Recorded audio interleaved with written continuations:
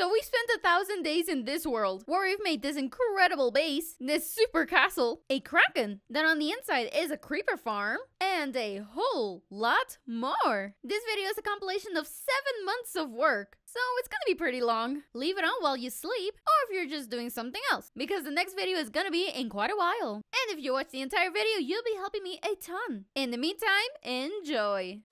Today, I'm starting my new Minecraft survival series. And it's not your typical Minecraft series, so what if we kill the Ender Dragon in the first episode? And to spice things up, let's put a countdown of, let's say, 3 hours. If I lose, you get a reward by the end of the video. Deal? Welcome to Survival Re-Origin. This is my first video, so I will introduce myself. I am Nezo Secret, but you can call me Nezo.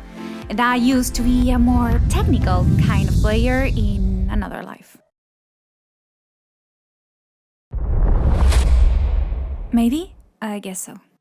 Thing is, I haven't played for a year now, and I missed the Caves and Cliffs Part 1 and Part 2 and Part 3, I mean the wild update. Gathering wood is the first thing to do in Minecraft, or not? I told you, it's not a normal survival. Right now, I'm marking the exact spot where we spawned. It's important for later. We look for the closest tree, and it's time to work.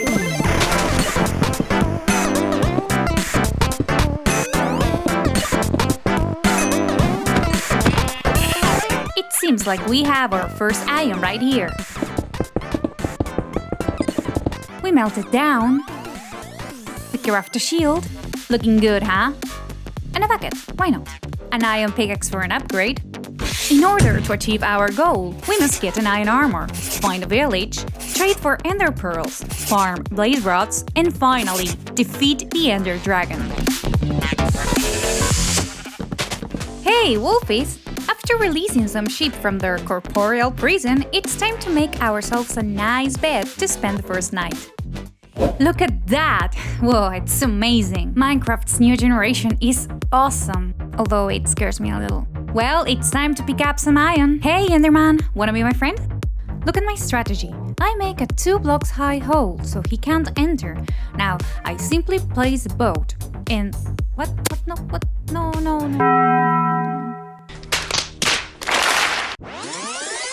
Look at the moves! Faker! What was that? Yeah, that just happened. Ooh, ender pearl! An emerald on the roof. What? Another one? Are you kidding? And finally, we get ourselves a full iron armor.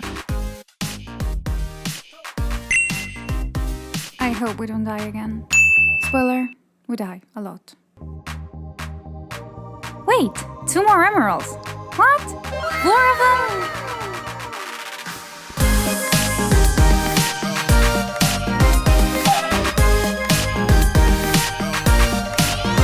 Look at that!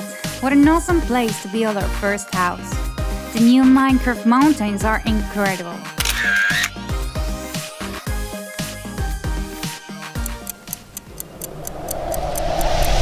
Luckily, we found the village. We get some sugarcane, a pumpkin, and the village even has a portal. Sadly, there was nothing interesting inside. We climbed 3 blocks so we can kill the iron golem super easily. To defeat the Minecraft Ender Dragon, we need around 12 pearls, but I only have 1, so... Let's use the most overpowered strategy in Minecraft. We're talking about a real shopping mall. Villagers can trade anything. Let's make a trading hole in 5 minutes.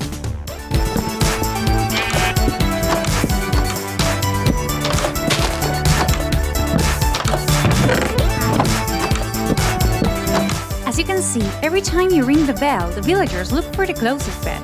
So we have to remove every workstation and every bed. I was chopping down some trees when this happened. What is that? Why is it working? Makes no sense. I am putting water inside of the leaves? What? You know what? Let's get to work.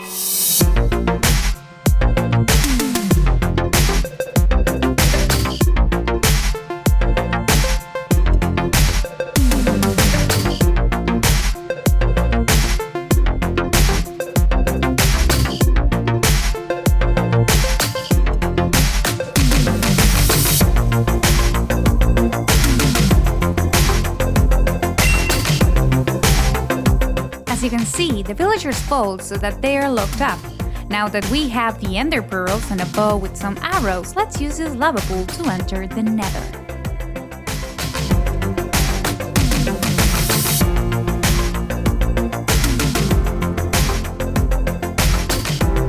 Nether, here we are. I'm picking up these bone blocks because, bone meal for free. And it seems we are really lucky because there is a bastion right there. But we are not coming any closer for obvious reasons. Let's use this quick hack with the shaders and it worked! There is a nether fortress right there.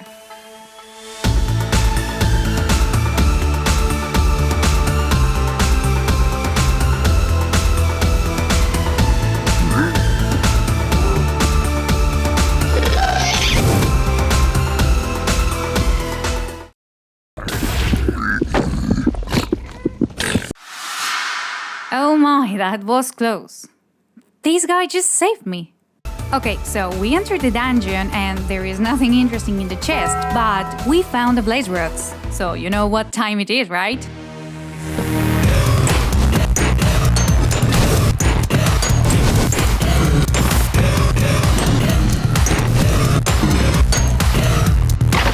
What? A wither skull?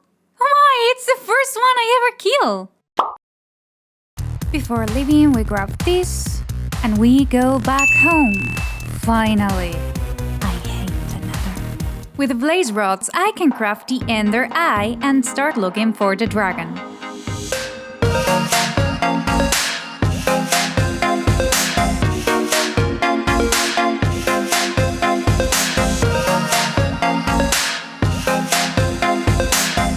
My first shipwrecks. Let's see what's inside.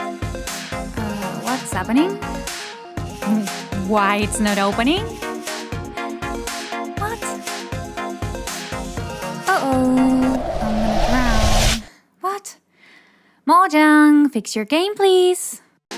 Anyway, I kept the treasure map and I found the jungle. I think jungles are a pretty rare biome, aren't they? I get some cocoa beans and tree seeds. We are really close to the stronghold. And look, a villager outpost. The ender eye buried itself down. That means it's right here.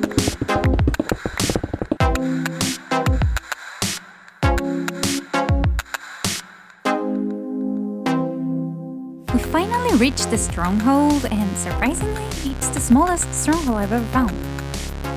What? This stronghold has only 3 chambers? Is this even possible?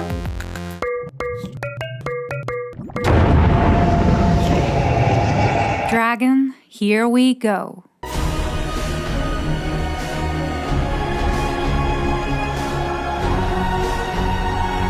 Whoa, the end is really pretty with shaders.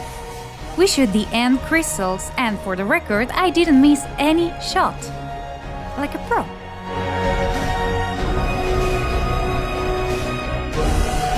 Quick, let's jump into the tower. Ender pearl, but I get distracted. Oh, okay, that was close. Okay, the endermen are following me? Okay, no, please. I'm good. I've seen many pros do this, but I don't know if I can pull it off. Okay, I'm up.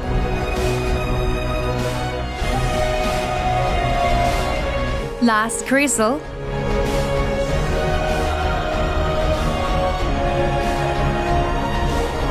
No, please.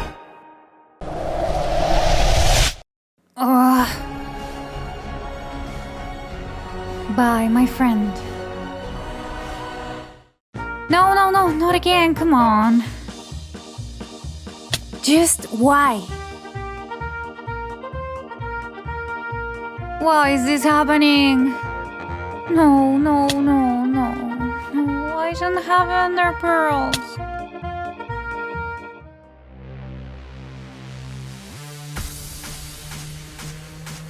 It's time.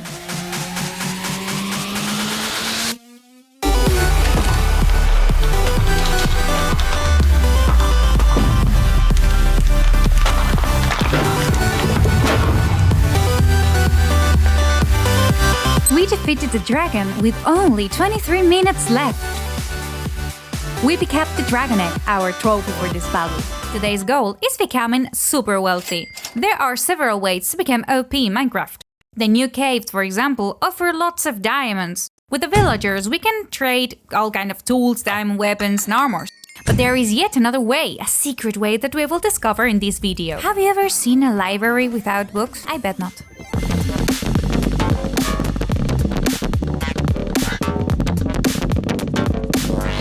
Nice. Yeah, I'm gonna take them all, so I won't be needing any for a long time. Let's get back to the village. I need a lot of sugarcane and another super important item, gunpowder. So I'm building a provisional sugarcane farm because I don't have redstones to make an automatic one. I think this is a good place. We craft 2 iron shovels.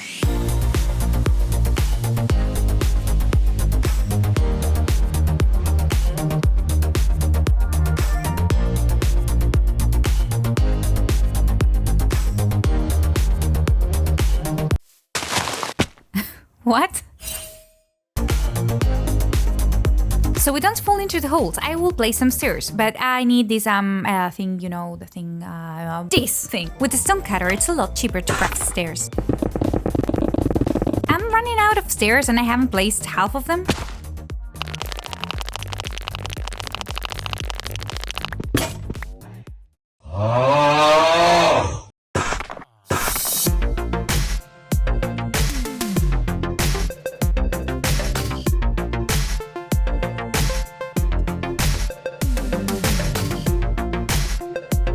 Look, such nice neighbors. Hi!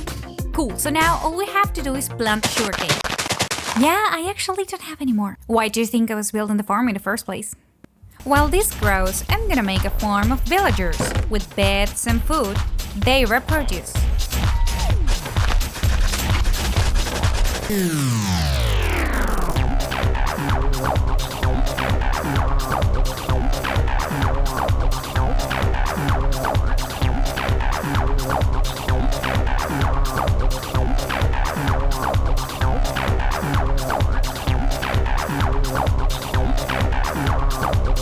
We'll plant carrots, the best food for the villagers. And with the bone meal we got in the Nether, they'll have enough food to reproduce. Slave number 1 and slave number 2. Now I throw some carrots at them and... they're in love! How cute! Woo! First villager to be born! We'll name you Jordy. The villagers will exit from here so I can take them to the boat and enslave them. I mean, hire them with 24 hours shifts. Now I need a couple emeralds, so I will chop down some trees to obtain sticks.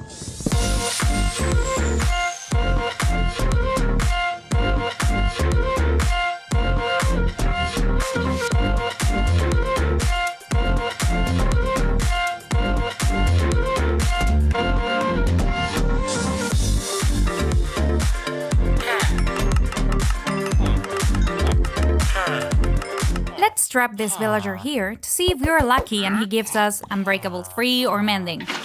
Che, I don't ask for much. I'm a simple girl.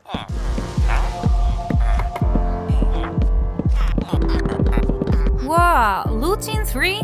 But it's too pricey, mate. I'll get it cheaper later. Feather falling for 21? Nice. I'll keep it. Mending for 22 emeralds? Give it to me, my friend.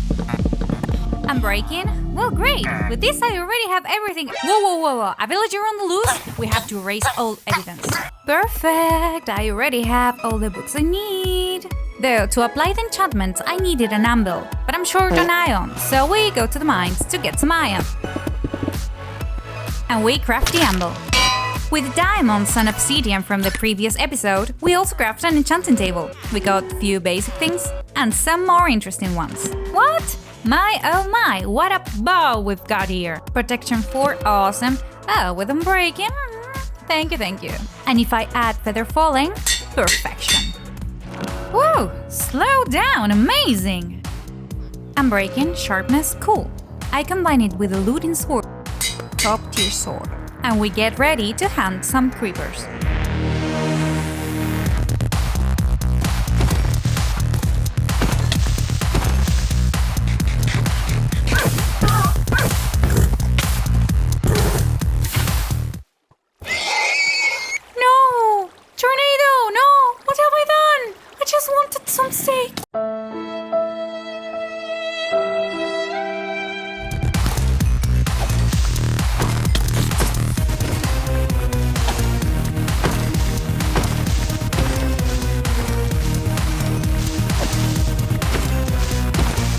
During this time, I've been replanting the sugarcane, and as you can see, it's kinda grippy. Now let's do some ASMR.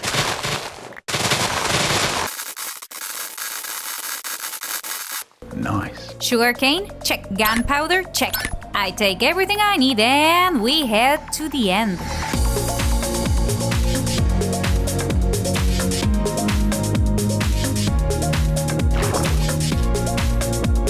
As you have probably already guessed, the secret third way is using the end cities. It's a not so common way to get jacked up, but to be honest, villagers are boring and going to caves is way too mainstream. Cool, we're here. I'm in the middle of nowhere. I'm gonna cut this part because it's a deadly boring part of the gameplay.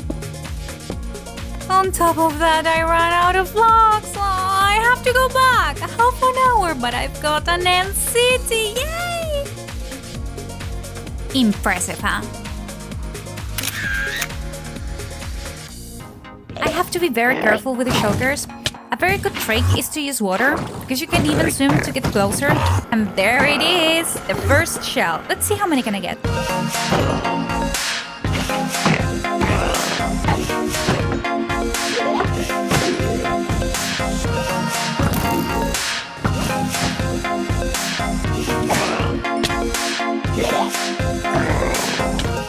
Clean zone, a total of 7 shells, and on the first chest we found 5 diamonds. Not bad at all, huh? Now let's head to the ship. We defeat the shulkers. A nice loot. We pick up the elytras. We do this. Boom! We enchant them. The dragon head, but of course we're taking it. And the moment has arrived. I believe I can fly. This is a completely different drill. Wait, what if I farm 50 end cities? It'd be crazy. I like it.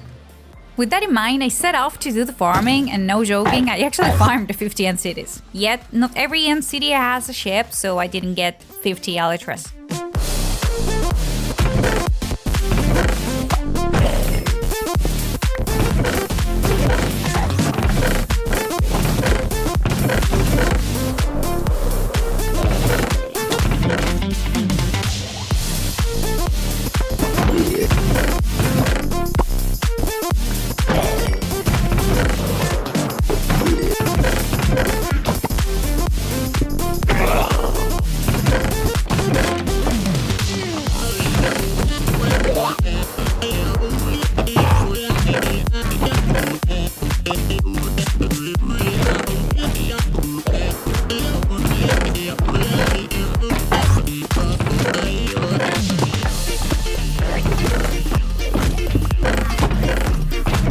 Of course, I didn't edit all the end cities. Too lazy for that. On the 14th, I said, okay, no, that's enough. But let's see the results. Not bad, looks promising. Let's see when it's organized. Oh, that was easy. We have 25 diamond helmets, 22 chest plates, 27 swords, 33 diamond boots, 26 shovels, 36 diamond leggings, 29 diamond pickaxes, 31 saddles, 32 elytras, 36 shulker boxes, the ones I'm using to, 3 stacks and 6 of diamonds. All of this iron and all of this gold. Horse armors, dragon heads, ruin stands, 50 ender chests. And the funniest part is that I mined exactly and precisely no block in the entire world. Quite epic if you ask me. Now we can say it has been a huge success. Our previous issue, as you can see, is completely solved. Nice. Yet, I still have many other issues. For example, I have no experience, food, house, iron, friends. But hey, let's go step by step. First, experience. And like I said, it's not your typical survival, so I have to live up to my word and do something epic, unseen, unique, pro level. So I made my mind and I'm gonna build an amazing enderman's farm. Just like the 90% of players? Oh well. Wait, don't leave. See, it's not an ordinary farm. Yeah, that. Stay with Nezo. By the way, have you seen what I've got locked here? And how could we see it if you haven't shown us? Indeed, you have a point. Hey, you! What is it? What are you doing here? Dang, I've been caught. No, come back. I'm so lonely. Wonderful, he escaped. Where was I? Oh, right. Look at these bad boys. A zombie with a full iron armor, and here a chainmail skeleton. Suggest some names in the comments, because right now these are kinda descriptive. Anyway, this is gonna be a big project. The biggest I've ever made, actually. According to my calculations, I will need 25k blocks. Among them, leaves, stone, wool, concrete, and quartz, and some other stuff. Now let's go from the top, and there is no better way to start than an illegal sheep farm. No, take that. A wool farm. Illegal wool.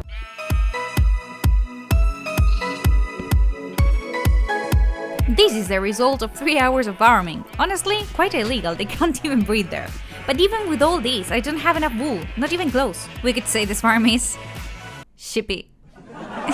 Get it? Okay, no, sorry, had to. Very well, with these we have 2 items left to go. We travel to the end where we'll let a lava block fall. When it reaches the end of the world, we'll throw water. This way we'll be generating sun until literally the end of the end. Now we simply place some stairs and we get at least 128 blocks away from the island.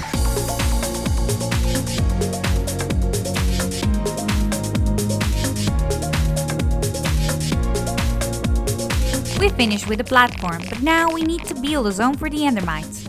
Luckily, we farmed them quite fast and we placed them in their prison. And it's then that I noticed that I made a little mistake. I didn't put a name tag on it, so it will disappear. Oh well, second time's the charm, and what's left is to place some wool carpet so the enderman can't teleport here. And we have a full working farm here. Nice. Perfect, because now we can combine the items we already had and get a top tier equipment.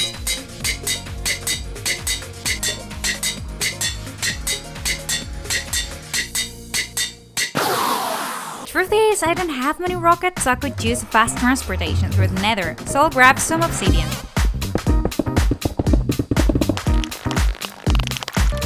I'll be using some really interesting mechanics with bedrock blocks, but I need pistons, trapdoors, and most importantly, TNT. Yet I have 0 smoked powder and I could craft it. Or I could steal it. I'm having such a hard time finding a desert. Ooh, an ocean monument. Okay, I might as well kill his guardian. I get the sponge and I'm out. Are you kidding? I don't believe it. I just can't believe it. It's the very first time I find a mushroom island. Really, it's the first time.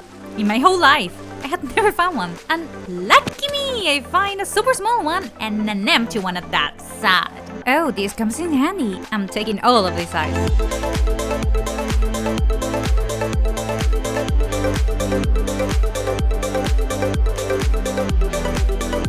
I have never mined an iceberg and it's cool, but kind of fun to be honest. What just happened? Oh, a trident guy. What do you want, mate? Boom! Oh, a trident. What a nice dude. He wanted to gift it to me, that's why he threw it. Yeah, nice. Desert. And it has a pyramid. Thank you. Whoa, amazing chest. It was totally worth it. But I came here for the TNT. 9 TNT for free. Stealing. Such rare biomes together, right? I don't know, weird. I don't even know if it's normal. Woo, another microbiome. And it's a badland, yay! I'll find so many resources here. So many. For real, what's wrong? What a dude I've got here. And look, another iron zombie. Come here, mate. Mine. Let's put a name tag and well, I'll take him to the base later. Second pyramid. Nice. How unlucky can I be with a chest? With this is enough.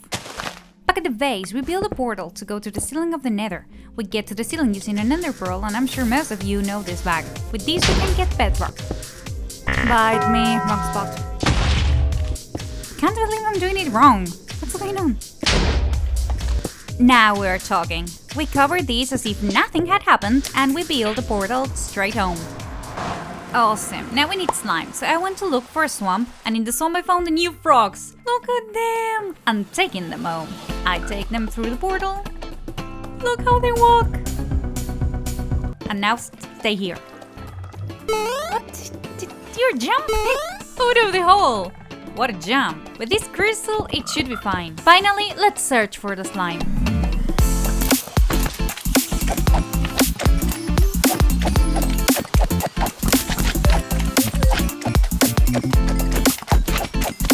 Fantastic. I think we with this is enough already? We fly to the end where we destroy the portal with a mushroom block. Yes, today we are all about bugs. We make a little room and we build this machine that can duplicate blocks through gravity. We turn it on and it doesn't work. What happened? It would seem we have to place some chests to make it work. For some reason. We place a concrete powder, we turn it on again, we wait and we pick it up. Geez, unbelievable. And we repeat with other colors. This concrete powder, in contact with water, turns into concrete. With this construction, we place the blocks, wet them, and mine them again. We turn all the colors into concrete. Jeez, it took forever. I spent like 2 hours doing it. I definitely need to build an automatic farm. And the last material I'll need is the cyan terracotta. We form 15 stacks of terracotta. Oh yeah, and I didn't mention it before, but I built this. It's not my best construction, but it works. Finally, I'll need blue crystal. I farm lapis lazuli.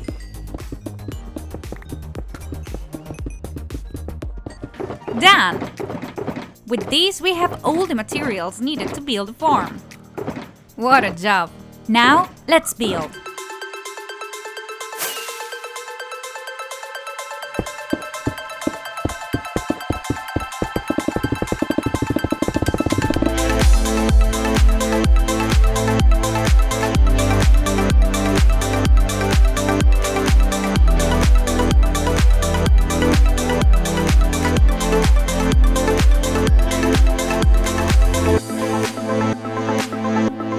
Cool! Right now we have this building, which is kinda odd looking, but I like it anyways, although it's not finished. You'll see, just trust me here.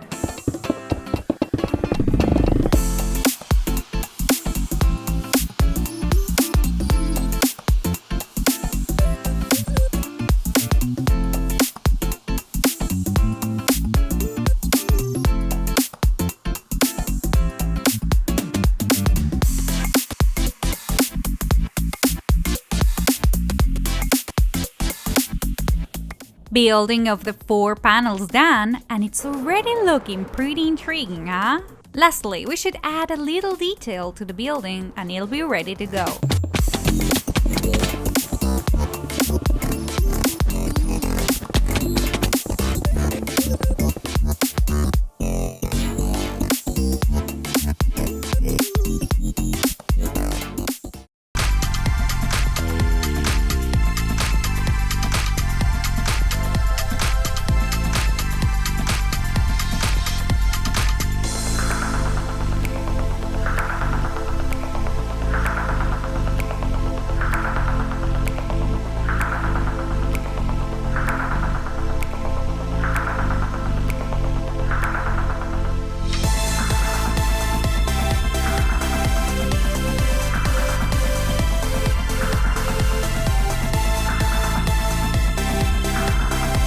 Done! After 30 hours, we finally finished our per plan project. Please tell me what you think in the comments, but I really think it's amazing. We did an awesome job. And I don't know if you can appreciate how big it is. It makes the end island look small. And of course, the main attraction today is the satellite, undoubtedly. I'm sick of killing creepers during the night. In fact, if you look at the statistics, my, those are a lot more than I expected. But do not worry, my friends, Nezo here has it sorted out. Here at my base, I have these concrete constructions where I keep something super special. Though now is not the moment. What I am going to show you is this full diamond skeleton. This dude is awesome, and actually, I'm being quite lucky with these encounters. That's because you use creative mode. Ouch. Do not compare, it's completely legal. And you know, if you happen to have a good idea for the name, leave it in the comments. What's definitely not legal is the amount of cats I domesticated. Well, because we'll need 10 kitties for the construction of this farm. If you didn't know, cats scare creepers and phantoms away, which makes them an excellent animal to let roaming around your base. No? Why? Where was I? Oh yeah, cats are the best pet, by far. Reason why, from all of these cats, we'll pick 10 to fulfill the task. I go to the village to get some name tags. The chosen ones are Kitty, Cutie, Romeo, Tom, Fluffy, Bagel, Luna, Garfield, Luffy, Evie, and of course, our dear Tornado. But that's not Tornado. But of course he is. Don't you see? He's Tornado. Undoubtedly. Tornado. Kitty Apocalypse completed, but I still need something. The beautiful oak wood.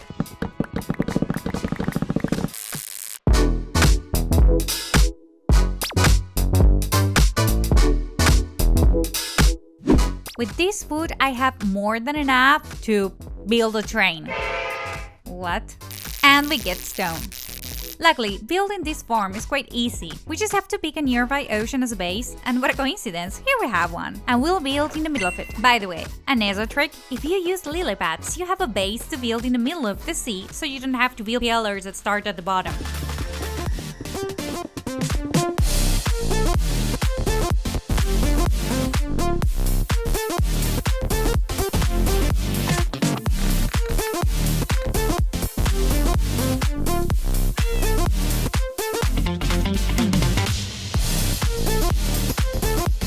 And with these, we are done.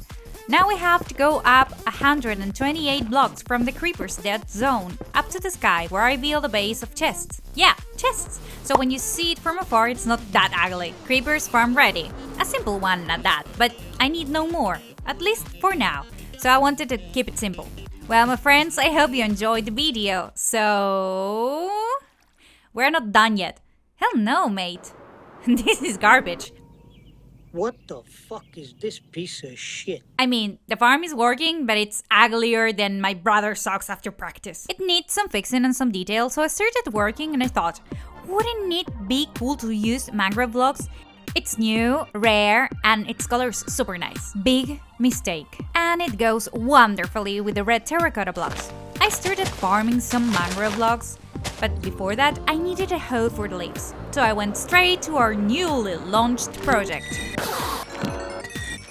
Amazing! On the third try, it took less than a minute. And thank goodness I made a hoe, because these trees are time-consuming. It's awful. In fact, I got fed up and set the wood on fire, so it'd be easier to get logs. But even then, I was taking forever to get enough logs to at least fill one shulker box. As I said before, big mistake.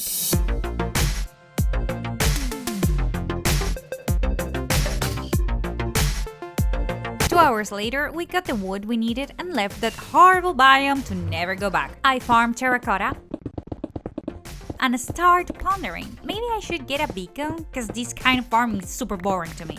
Back at the base, we throw bone meal to a rose bush to get roses to later get red dye. With the rest of the terracotta, I'll make pink and lime. Now we must head to the Nether for something I had never thought I'd need. I'll need nether wart and netherrack.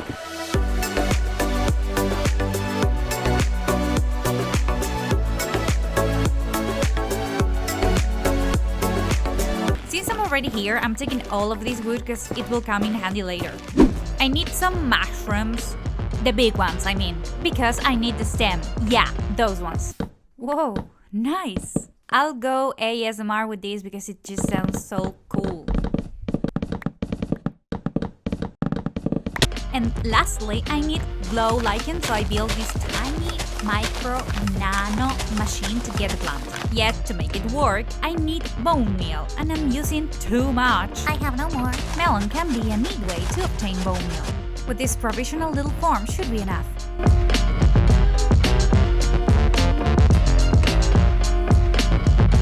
My friends, I'm so excited. I already have everything I need, but I think building these will take around 6 to 5 hours since it's in the middle of the ocean, which makes it harder. Let's see if you can guess what am I building while the time-lapse runs.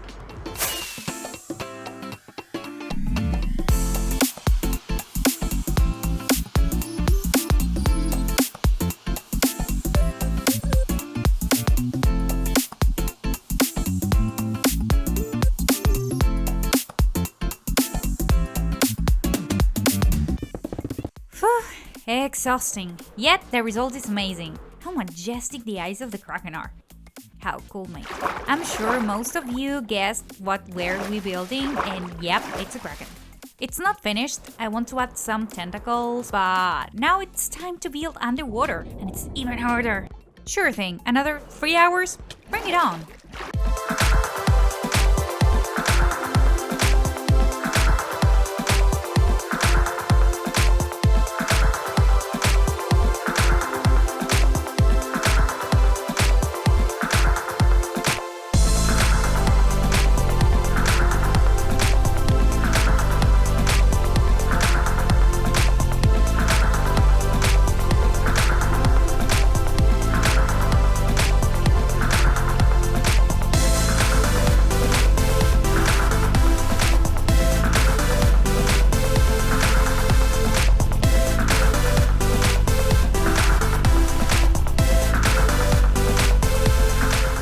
Friends, this is coming along nicely. A pic for the album. And yeah, the inside is a little boring. Same as we did with the purple and satellite, the inside is going to be decorated as well. Although I think back then I didn't show you. Let's go quickly. And here we are. As you can see, we decorated the ceiling and the place where the enderman fall. We go down through the vines. We did these little soul campfires in an abandoned looking zone with some books. And of course, enchantment table. No, we are not going to question why are there space spiders or why do plants grow in space. Let's just say a wizard did it. This time, and with my hyper-realistic style of building, I thought of making an aquarium inside of the Kraken. Yep, I think it's a good idea. I figured the ground should be some kind of stone, like the polished andesite, which goes awesome with the stone slabs. We place a portal for easy access, and we continue building underwater with the same pattern. We add more storage, cause in the end, it's a farm, and we add crystals as well to delimitate the aquarium.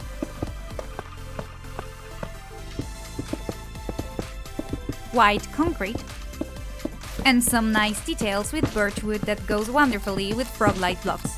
The cyan concrete will add some color and maybe some arcs would look great.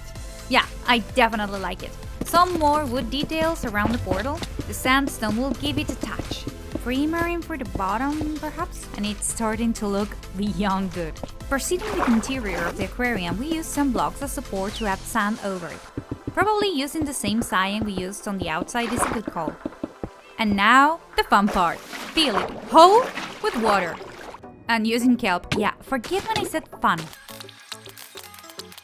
30 minutes later, it's full of water, and I don't know why it looks so ugly. Mojang, please. Anyways, some fishes and coral after, this is how our aquarium looks like. And with this sky view of the Kraken, we consider today's video building done. Which means we've got a new project in the world. This is a big hole. And I think it's about time we work a little in our home. Because we made such a mess with the farms, the chests, the animals, special mobs, more special mobs, redstone, trees, and real stuff. I'm getting dizzy. Let's start from the beginning. Let's chop down these trees so we can get a better, wider view of the terrain. I feel sorry, but it's what we gotta do.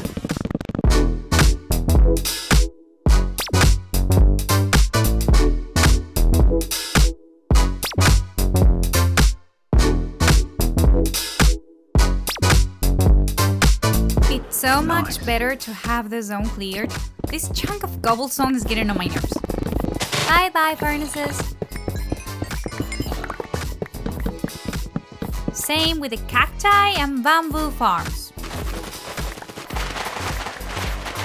Now we are talking. For the time being, the melon farm is staying. It doesn't bug me and it's quite useful. Now to the fun part. My suffering begins. I have to move all of this concrete somewhere else, and though I don't know where I'm gonna locate them, I know I want them together.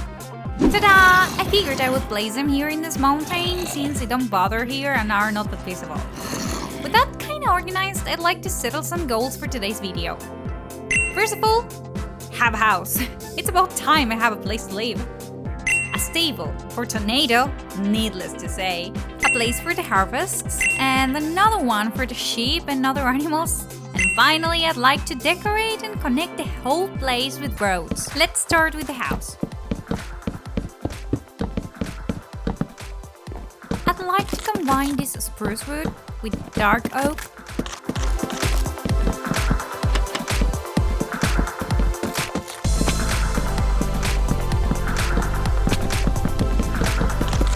The calcite will add some contrast.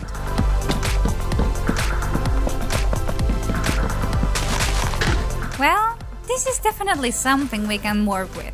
We clean the terrain and we delimited the structure of the house. To make it a little more complicated, I'm making an irregular shape, and let's see how we deal with that. We fill up all the floor. We continue with the walls and we create the outline of the roof to finish it off with jungle stairs.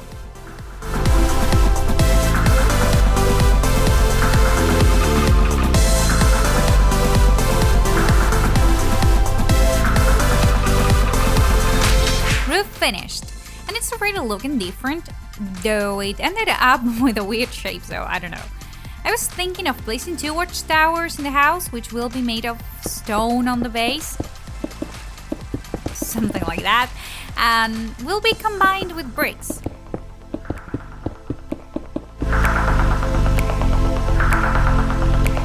We add some detail, and it's a lot better. Yeah, I like it. Maybe some windows here and there. First tower done, from where we can observe our domains. And you know what's better than 1 watchtower? Exactly, 2 watchtowers. And sincerely, I like this one better than the other. Improving the house, we make a chimney, some windows on the sides, some details with trapdoors on the ceiling, and it's looking a lot better. But the problem is on the inside. Hello? Because yeah, I need to organize all of these chests. An hour later, the inside of the house is finished. If we go up the new tower, we have the enchantment zone. Building a new house? Check. Let's continue with the stable, and I think it should be close to the house.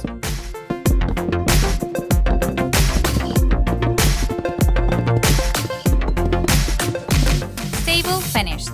We add some decoration to the ground, little hay, a drinking trough, and finally we place tornado. This armor is a lot better. I promise it's the same tornado. I just changed his armor, I swear. Wait, he's escaping. We place some slabs. The main part of the house was completed, but I realized how much empty space this project was going to leave. That's why I started building roads and added some harvests of different fruits.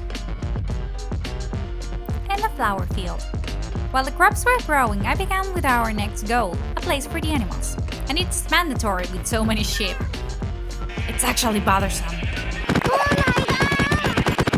There, more room. Now I'll improvise a shed to keep the tools of the farms and nearby harvests.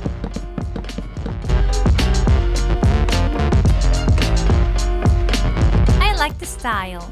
Maybe if I make a cross-shaped one?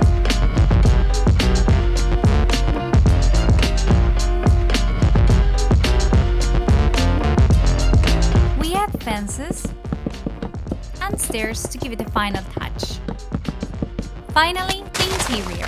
We'll change the floor for stone and polished andesite.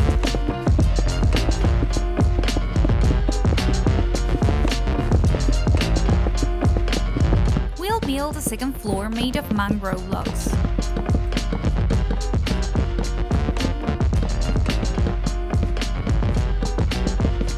And regarding details, we'll place some tables with some storage. Some faucets. We place hay. More hay. And yes, you guessed it, more tables. Another goal achieved. And after making another crop, this time a potato one, I continued improving the roads. Since my goal with this map is to create an interconnected world where everything is in harmony and feels full of life. Obstacle? Didn't hit the record button. So you won't see the process, but I can show you the result. As you can see, the change is quite noticeable. Not only because I have zoom, but also because I have some packs that change the aspect of animals. Look at my realistic cow, so cute! We've also added stones around the roads, as well as vegetation near the crops. A cart, a scarecrow, a well, a lot of storage in every corner. A wolf with its food, cutie! a chart with a donkey, a big well, and my favorite zone, a pond to keep the frogs we had on the survival, and living fish. A wonderful place to do some fishing. As I was saying, I put lots of details in every road and the change is awesome. Let's go over everything we've done. We started off this episode with this sad base, but now with the 2 houses, the crops and roads and all the details, it looks 1,000 times better. But hey, we're not done yet! It's your turn now. I want you to leave your ideas in the comments on what we can add. That of course matches the style. The best comments, I'll be adding them in the survival. Truth is, the zone is already pretty decorated, yet something's missing. If you look closely, there are no trees, so let's do it!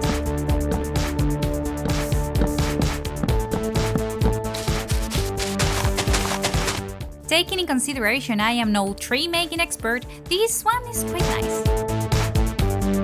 Now it looks like a fruit tree.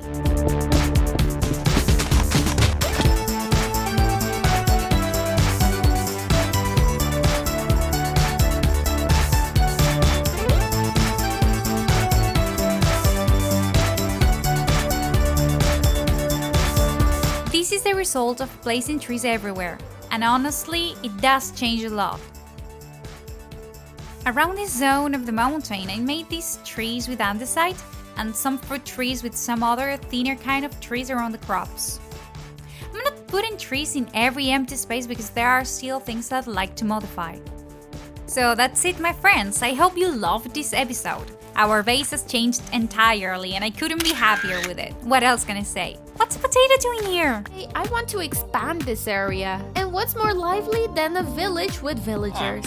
So in this episode, I'm gonna revamp the first village that we met in this world. Because after defeating the dragon in the first video, I honestly haven't taken care of it. It looks completely destroyed.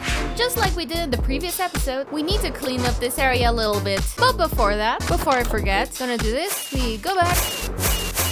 And yes, we're gonna make maps. The next one over here, cartography table, and I think if you put a crystal here, perfect. Let's lock the map. We're gonna do this, and there we go. A map of the zone before we change it. So we can at least look back on the memories of the zone before we changed it. Now, we're ready. Without further ado, let's begin.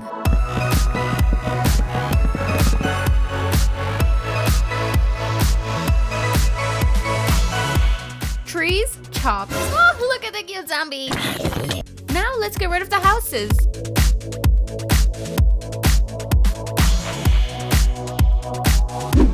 The houses have been taken care of. And it's ironic, because I want to build a house filled with life. And well, what I just did was eradicated. And with such a big project, it's never good to be spontaneous. So first I'm gonna plan it all out, and then I'll show you how I'll do it. First, I'm gonna take advantage of this pond to make a small river with a lake at the top. Obviously, the river is gonna need a little bridge that will come all the way from our original base. And then where the village starts is gonna be a dead end. I'm gonna put a lot of houses around it, and from the middle there'll be a few exits. The first one is the top zone, another one going down until you reach the dock. Over here a little watchtower. I think I should make some sort of building to block the sugarcane farm. We could change the entire coast, like some walls, to firmly mark where the dock starts. Another bridge over the river that will lead up to a lighthouse. I know it looks ugly, but you get it. Over here I plan on putting tons of crops in the open areas that are missing, and that's the end product. Clear as water, don't you think? I think the best place to start is with the river, since it's gonna mark a lot of the buildings that are gonna be around it.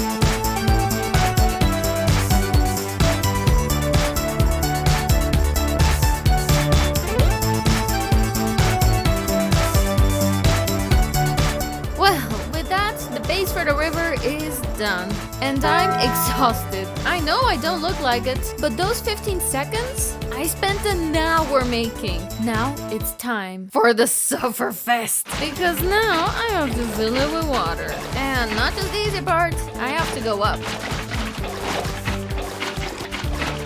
Please work, I'm begging. The first part's done. And this bridge, I'm gonna start using like a dam. I think it makes sense. Now I need to fill all of this. Did I say I was having fun? Let's start.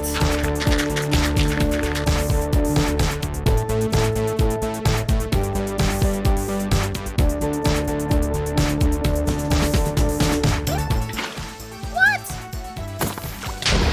That was honestly a lot easier than I expected. since I still have some time, I'm gonna try out a little bridge, even though I don't really know what style I'm gonna use.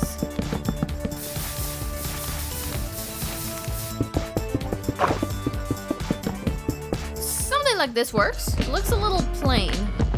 I'm gonna give it a little uphill part, just like that, and a roof. I like it. It's really cute. The next step will be to make a dam right here. Now to put some stone.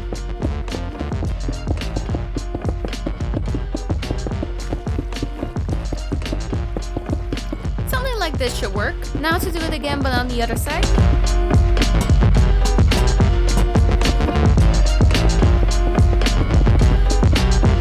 And wow, it actually looks good if you put some detail in. And I'm gonna put another dam over here, but I don't know how good it's gonna be with this diagonal. But what's the harm in trying?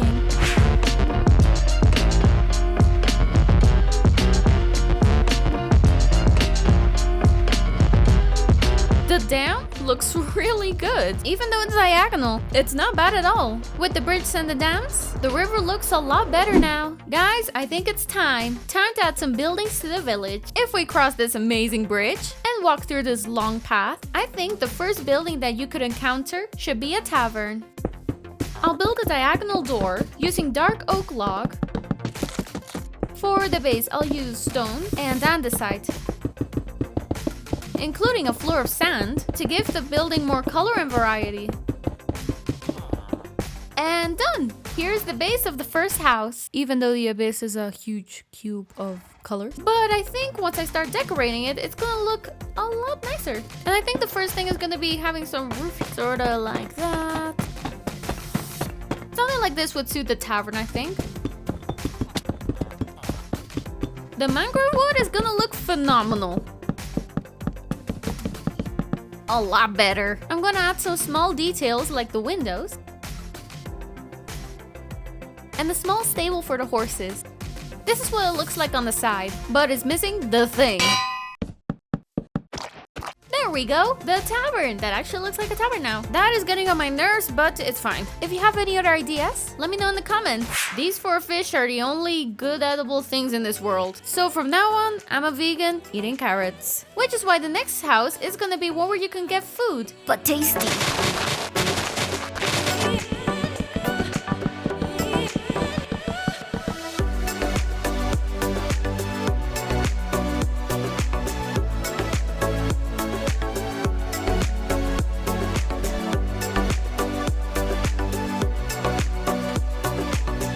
I think with these few details, it's gonna look really, really good. We have this little building that'll be the silo. This bottom floor will put all the animals. And since it's right next to an inn, so then the top floor should be a cow shop? Not sure if you get it. And now we just need some animals. Come, my sheep, get in. There you go. And some cows over here. Wait, what? What happened to my skin? Huh? Definitely wasn't on purpose. Oh, it's whatever. I have a ponytail. For the base, I've expanded this area because I've decided that I want to put another building here. Since we have a space for horses and animals, it makes sense to have at the very least a shop that fixes carts, carriages and wagons, and all that stuff.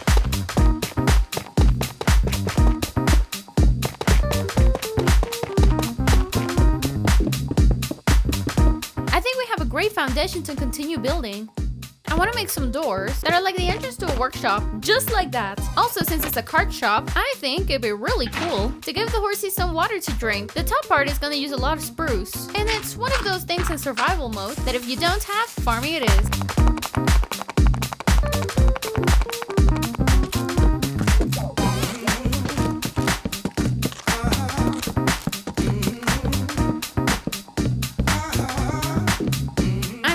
How complicated I seem to make things, because for the roof I'm gonna use materials that I don't even have, and one of the materials that I want to use is blackstone. I'm also gonna use this really interesting block, this mud block. A little weird, don't you think? If we combine a block of mud with some wheat, you get this packed mud. Whew, sounds amazing. And now we can finish the building. This roof looks amazing, but I think it could be better. Ta-da! Now the roof has has at least some variety, combining the jungle wood and the black stone. If we see this image, and obviously ignore all the shulkers, it's already starting to look like a village. The way the houses are distributed makes it look really good. And now that I say that,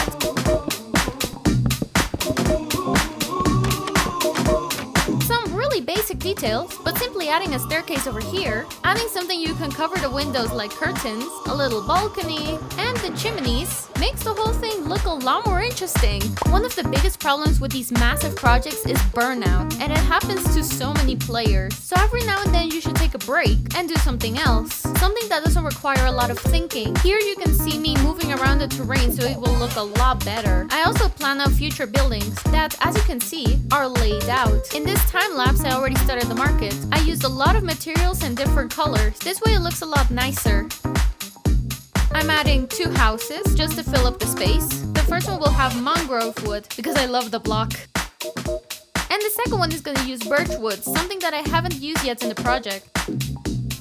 This video is taking me an incredible amount of time, but I walk through here and I'm just in awe because it honestly is worth the while. And well, to end off the main part of the village, I'm gonna build a bit of farm over here, since this area doesn't really look like a farm like I'd want it to. So I'm gonna build one over here. I'll combine the base with some tuff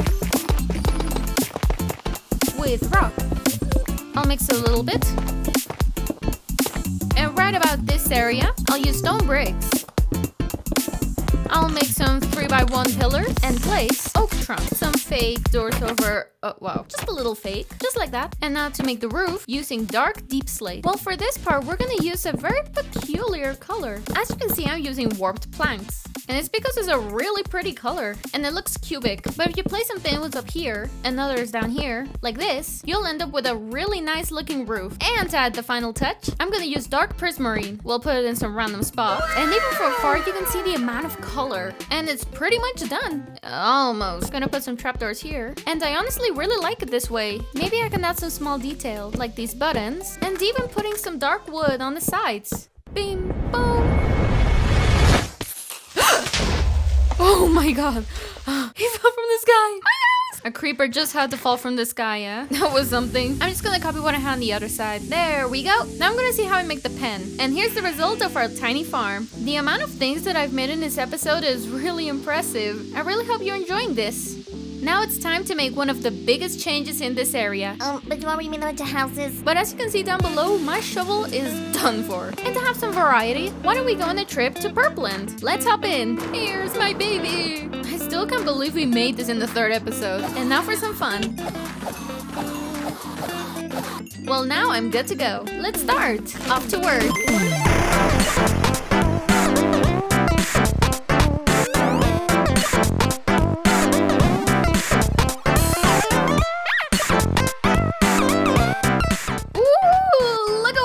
Look at him. Okay, come over here. Okay, can you do that? No, he can pick up items. Okay, let me explain. The enemies in Minecraft have several properties, but the collectibles, if they can pick up items, they're not valuable. Why? Because I can give him the diamond helmet, and it's because of that that you can't prove that the zombie spawned in naturally. Hey, where's my helmet? There we go. So sad. But I'll keep the helmet as a memory. Let's have a recap on all the things that we've been able to accomplish so far in the video. If you remember, this is how we started the episode. The whole village was in smithereens, and now we've transformed it into a lovely neighborhood with a market, farm, tavern, workshop, stable, and by adding the crop fields, we filled the area with light. But there's still some things that we haven't finished. So how about we work on the lighthouse that I mentioned at the beginning of the video? I really like it to be in this area, so that way it actually feels like it's on a cliff. I'll make the base out of stone, and I'll combine some wood trunks with it, put this little dot on it. With this building, I really want it to feel and look old, sort of like the lighthouse has been working for many years. It's starting to look good. And obviously, you can't forget the light and lighthouse. With dry leaves and eternal flames, you'll get this really cute effect from a distance. And no, the fire won't grow because it's deactivated. But it's not done. Die! Oh my god! Now we'll finish the roof using this dark wood. Ooh, and I think the copper is gonna look really good with this building. And I wasn't wrong. No! Oh my god! We're best friends. Look at him. Full iron with an enchanted chest and a shovel. This should be good enough. Buddy, I hope you like the box. Another from my collection. The lighthouse looks incredible. It's so cool! cool! The village looks better every time, but I'm missing something. And that, my friends, is a windmill right in the middle of this field.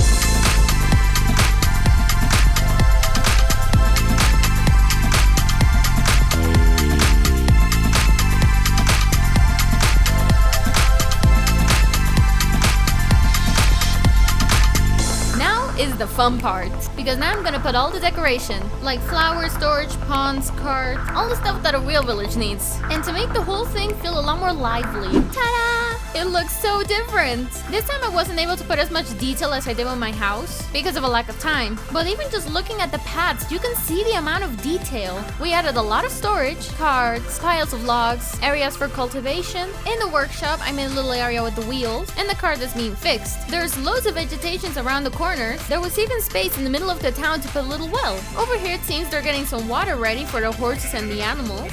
Other people are taking their carts to the crop field, or maybe they're just using their carts to get food to the market.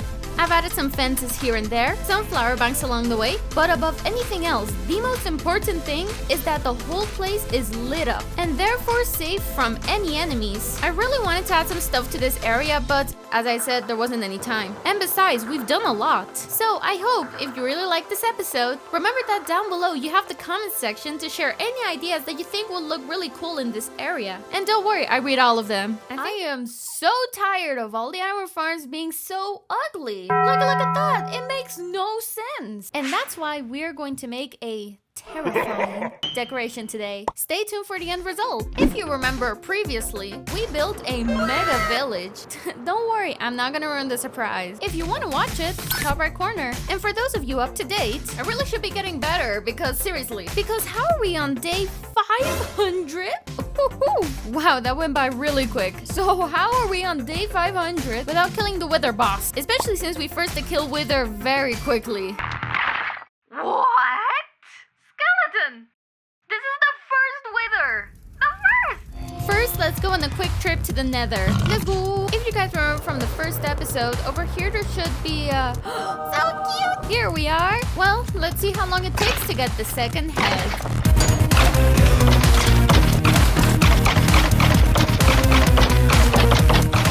There we go! After 20 withers, we got the second skull. Hey! Ah! Die!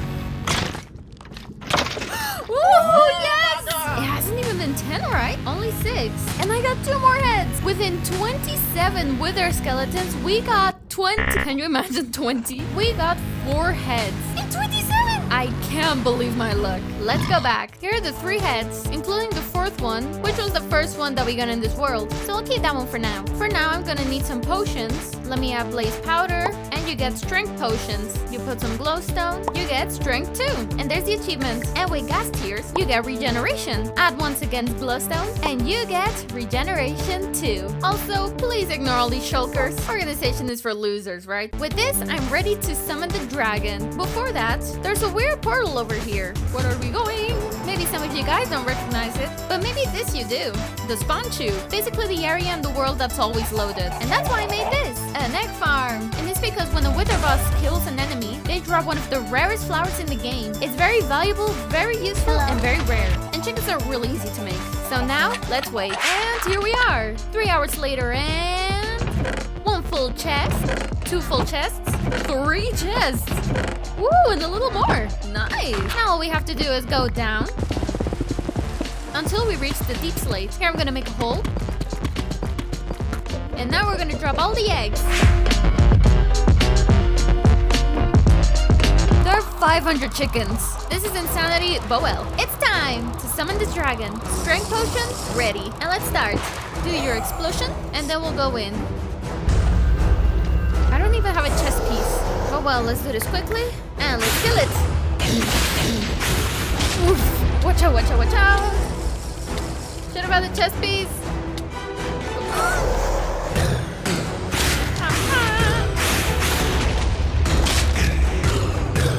You can't do anything. And now you're done for. GG!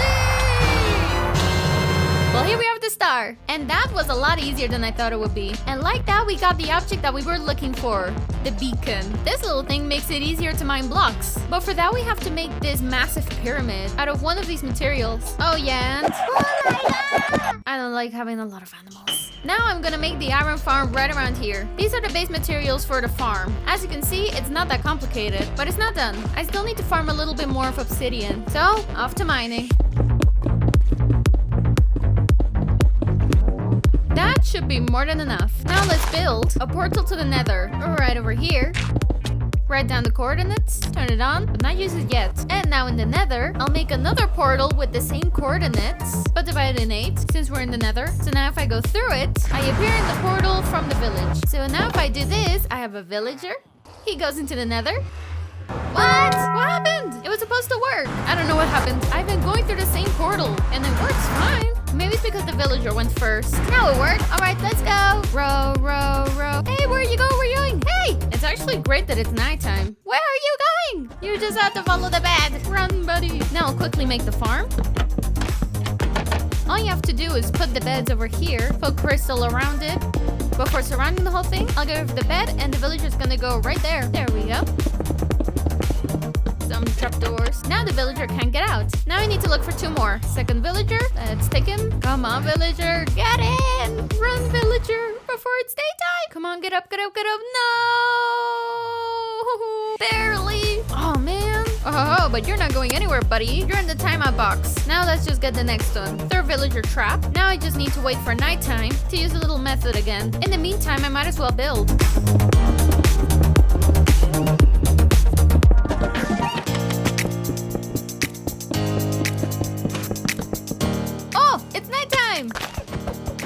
And there goes our villager. In position to work tomorrow. Oh, did you find the bed on your own? Yes? No. Now we did. And there we go. Completely locked in. Now I need to look for a zombie. And one that can pick up items. Nothing. Whoa! We got him! No, follow me, zombie! Just go up the stairs and... and the farm works now. There's an iron golem over here. I might as well just kill him. And here we have our first iron bars. Lastly, and to finish the farm, we need a zone where we can put a lava in. But when I turn it on, the golem is spawning outside. And we want to avoid that. I want to change this entire terrain. So let's start with that. This is how it's going so far, and it's finally working now, and that's mainly because I had to raise the height significantly, as you've probably seen. So, problem solved, and this is what I've gotten so far. Apart from that, I've made a small area where you can put in the flowers and get bone meals. But I did say I was gonna make the farm pretty. Let's go get some materials. First and foremost, I'm gonna need a ton, and I mean a ton of deep slate, which I've calculated to be 2,000. So, off to work.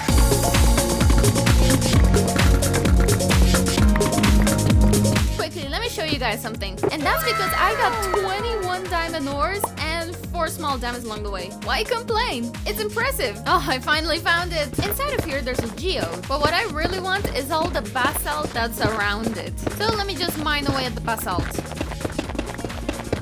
And last but not least, I'm gonna need a little bit of this really pretty block, the mud block.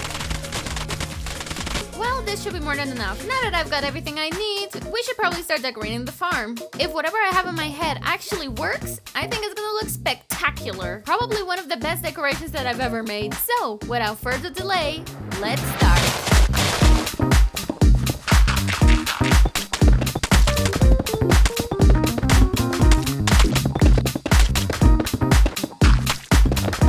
Well, this is finished. And yes, it's a giant hand. And now the idea is to build an arm that goes all the way over there.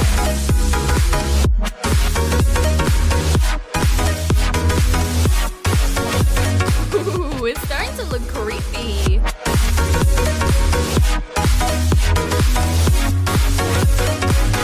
And now let's start with the main part of the whole decoration.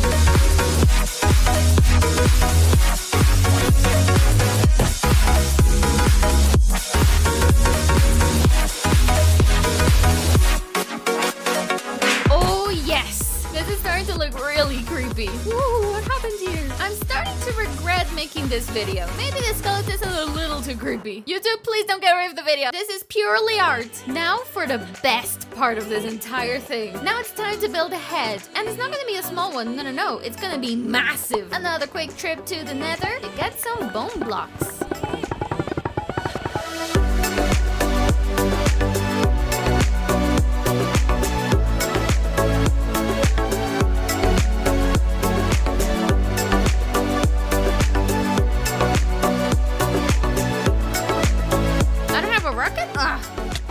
Let me go here. Woo, and lots.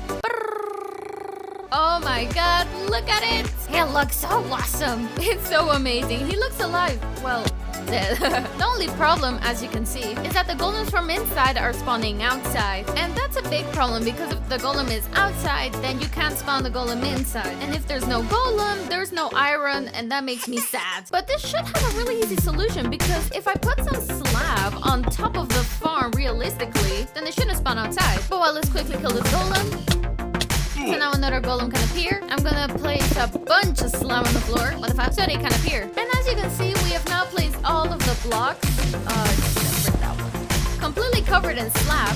Ooh, and I think my golem has spawned and ooh, I like the production speed. It's quick. And even though the skeleton is really handsome, everything around it could be a lot better. So why not better it? And for that I came to the end and off to the end city, and I'm gonna get all of the end rod. Ooh, this works. Ooh, and the windows too. Ooh, here we go. Oh, I can't believe it. The boat's together. Let's loot it. Ooh, nice. So I have gotten some material. So how about we start with the transformation, huh?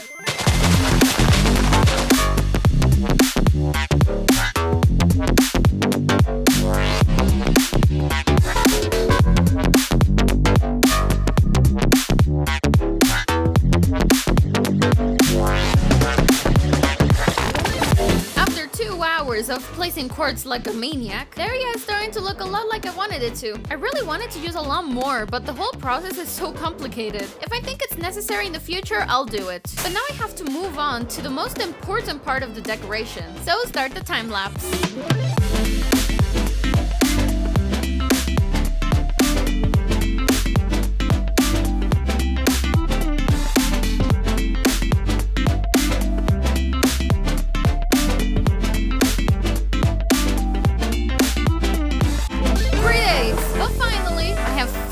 This entire area, well, sort of. I really wanted to put down some magic crystals because it gives the whole area a lot of color, and you'd think, oh, how cool. The reason it took 3 days was because of these amethysts, which are so complicated to find. I used different kind of rocks on the terrain, and surprisingly, using moss, you can hide the torches. And this way, the whole area is protected. And so the whole thing looks a lot more epic. I think I'm gonna make the teeth a lot sharper using these quartz blocks. Wow, look at it! It's so scary! I'm gonna have some nightmares tonight. How would we look back at how this whole area looked like before we did this change? And after 15 hours, this is how it looks like now. So on the inside, we have an iron farm, and in the process, making a biome for this world. Was it worth it? What do you think? I'll read it. In this video, I'm gonna spend the next 24 hours building some of the best and most efficient farms in all of Minecraft. The end goal? To see just how much you can build in only 24 hours. Only? Yes, sir. It's not a long time for me, because comparatively my previous projects have taken between 15 and 30 hours. In the previous episode, we finished the iron farm, which ended up looking fantastic. If you haven't watched it, top right corner. And stay up to date. Let's pick up the iron. This should be more than enough for now, because we're gonna start making a ton of hoppers. I'm gonna take the beacon, and we're gonna put down a new beacon in the village over here. There we go. Now we just activate it. So guys, let's see if you can guess what is the next farm that we're gonna make. But right now I just need to clear some space over here. I think I made the hole a little too big. Just a little.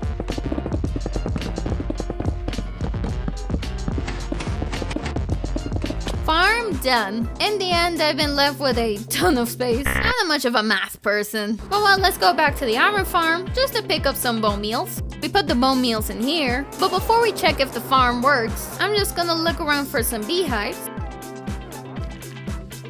Oh man, I'll just take the hive. I got an achievement. And unless I'm wrong, if I do this, yeah, as you can see, honey block. And all of the trouble that we went through was just to put this block over here. Now let's see if this works. And I'm guessing some of you have already guessed. It's a little moss farm. And it works incredibly well. And on top of that, it only took me 2 hours. But with this farm, I'm gonna have infinite bone meals and infinite moss blocks. So those 2 hours were totally worth it. But of course, why would I leave the farm like this? By the way, Merry Christmas! I know it's very late, but the question is, how late? When are you gonna see this video? I have no idea. First, I need to cover this entire area with lots of dirt. First, I do need to pick up some andesite since I'm always left with nothing. Look how easy it is to pick using the beacon. Now I'm gonna build a foundation. One that's completely made up of stone. And I'm realizing I have to change this. Oh my god, this was a terrible place to put the beacon. Now I have to move it. Finally. Something just like this. The top part is gonna be made entirely out of log, which is pretty expensive, but it looks great. And the roof made up of deep slate. And to finish it off, what color is more beautiful and weird? But this color? Mwah! Chef's kiss. It's gorgeous. We're friends, right? So I'm gonna keep building over here, and you guys can go through the village. I mean, just gonna... Bye. They're so weird. Let's start with the second part of the house. Hey! Have karma!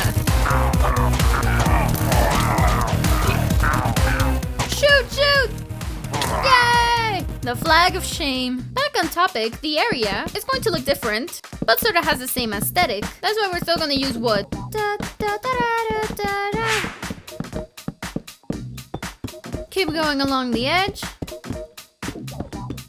This is what it looks like, and naturally the roof needs a really weird color. And with weird, of course, I'm talking about copper. I've never used it before, and now I really like it.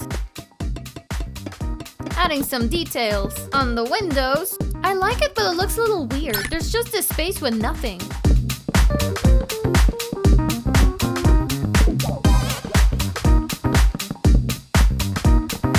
Just like that. And for the door,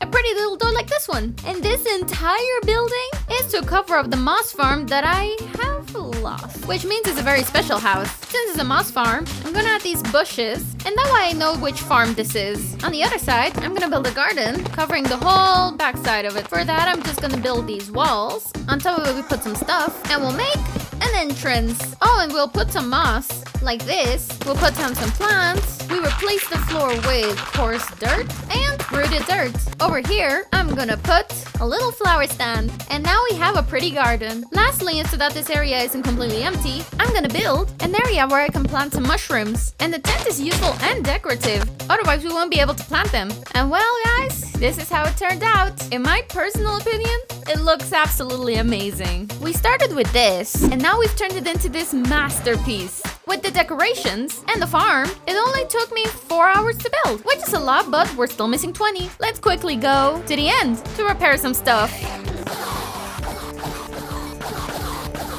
2 episodes ago, we revamped this entire area to build a village, as you can see. Do you guys remember when I said it wasn't done yet? Because if I'm being honest, the village isn't even that big. That ends today! Because what I want to build today is a dock. I've got all of these materials, so let's start!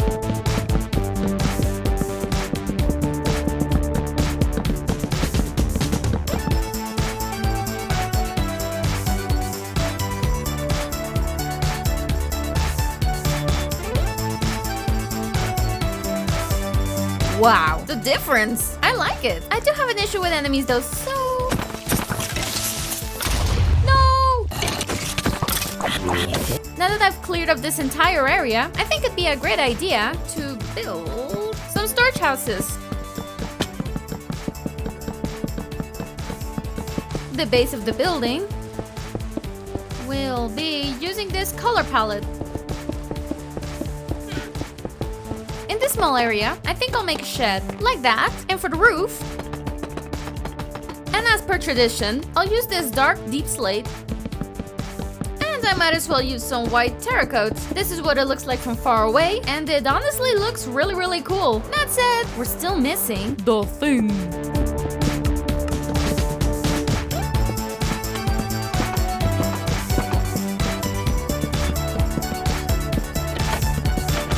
Here's the end result. The interior is very nice and also functional. And now, let's continue. So far in the game, to get some honey, I have this. And yes, it's a little sad. Fine, it's very sad. So let's make it better. The new farm will be right around here. But to be able to build it, I do need to clear up some space. Space cleared. And as you can see over here, the spot where I'm gonna build a new honey farm. I'm gonna craft some dispensers, put down some chests, followed by 7 hoppers. On top, hoppers pointing downwards. Go away! You little... And on top, temporary blocks. Block behind, go one down, and we extended one more. Next, 7 redstone comparators, glass on top, dispensers facing downwards, and in front of the hoppers, flowers. And we put glass all around it. Hoppers facing the dispensers, and another row on top. And now we can put down the hives. So now I need to craft a ton of scissors to drop them into the system. And the bees should now start coming out. So now while the bees work, how about we decorate the farm a little bit? I'm thinking it should be completely white. We build some inverted stairs and we start building the walls. Over here I'll make a little entrance and 2 jungle doors, something a little bit like this. And now we can go inside the farm. Woo, it makes a lot. For the roof, why not? Let's use copper, but this specific one that you can get through oxidation. And some honey from our new farm, we get this look. And now, to give it some more detail, I think I'll add a chimney. Looks good. And now to the next thing, which would be the thing. Alright guys, there we go. Well, I think I'm gonna add a tower over here. Okay, now I'll leave it be. I promise. It looks really nice. And it only took me an hour and a half. Now let's continue with a nice and easy farm. And extremely useful. A sheep farm. Meh. But for that, I'm going to need a lot of spider silk.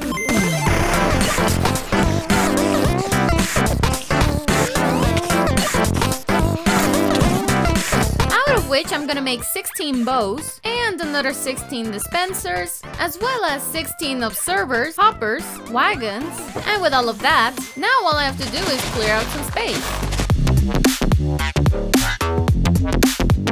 That's done, but now that we've made the base for the farm, let's start building it. Observer, support block, redstone, and the dispenser, hopper, and the wagon. And just like that, we've made the farm. Just put a sheep inside and enjoy that free wool. Now we just need to do that 16 more times. 1 for every color.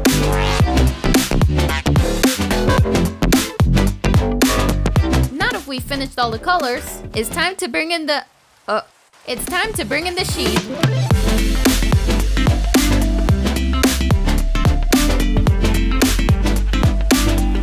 In every dispenser, we will throw in a ton of shears. And as we can see, the farm works perfectly fine. But now I actually need to work on this exterior.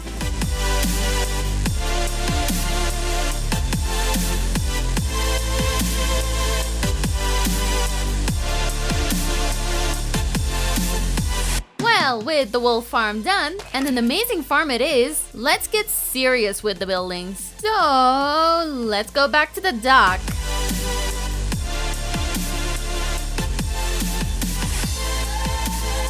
Well, the terrain has been flattened. We have 1, 2, 3, 4, 5, 6, 7, 8, 9, 10, 11, 12, and 13 buildings. No rhyme or reason. Things are about to get real. This first house is gonna have a base made up of really weird blocks. Well, now you're looking at it.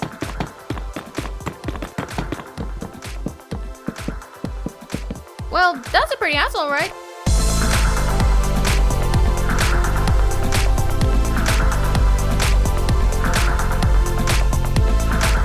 New houses have been finished, and now on to the third. We'll put down these 4 corners, fill it up with some bricks there, and we'll use both brick blocks with granite and polished blackstone, so the roof looks really quirky. And this is the end result. Oh wait, I'm missing the door.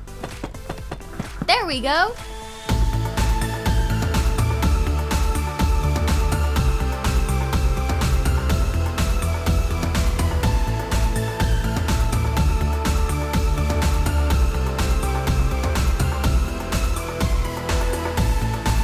This house over here has the ideal spot, so we can make some sort of mini dock in this area with a crane to pick up all the items that come by boat.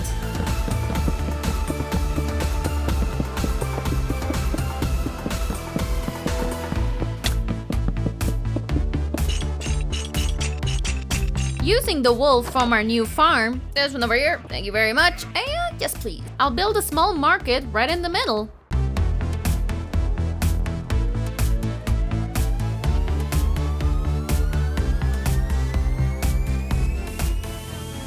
I think it looks spectacular to build in this hole a tower. So let's start. I think the base is gonna be entirely made up of deep slate. Combining cement and other curious blocks, the base of the tower will be done. A really small area made up of wood. And to finish it off, a roof made up of mangrove. The tower looks amazing. Now that we have all the houses in place, it's time to build some farms. Farm finished. 55 in a second.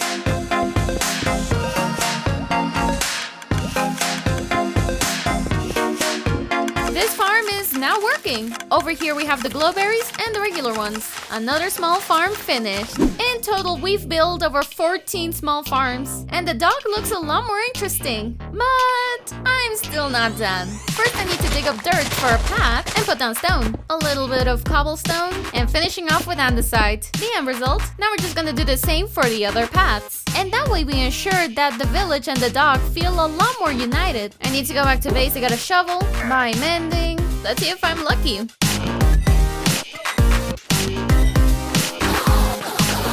Perfect! To the shovel we'll just add some mending, and now we have an amazing shovel to get this really trashy looking block. Wow! Replace all of this with coarse dirt and some pot soil in some really random spots. Even if it's just the dirt, the area looks so much better. Using the last few hours that I still have left, I'm gonna add lots of decoration to this area, starting with the lighthouse, where I'll replace it with rock so it looks a lot more like a cliff.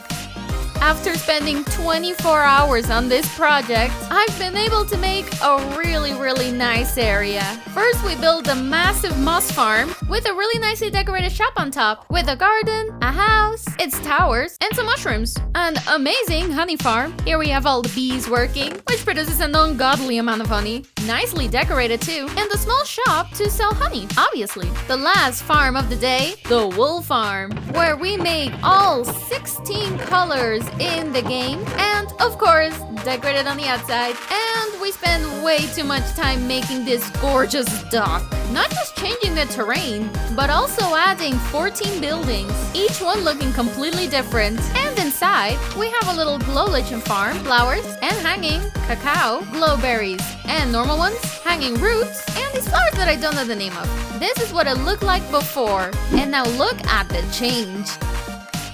Picture!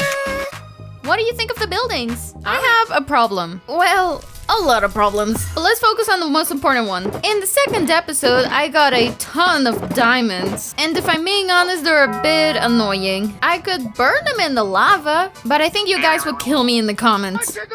Oops. So I was thinking maybe we could build a massive cave where we could put all of our little treasures. Close by the farm, we found this cave. It looks awesome inside. But if we mine a little bit this way, look at this masterpiece! I can't think of a better place to build something amazing. Like, are you kidding me? It's huge! The only problem is that the only way in is here, and I really don't like it. Let's craft some TNT.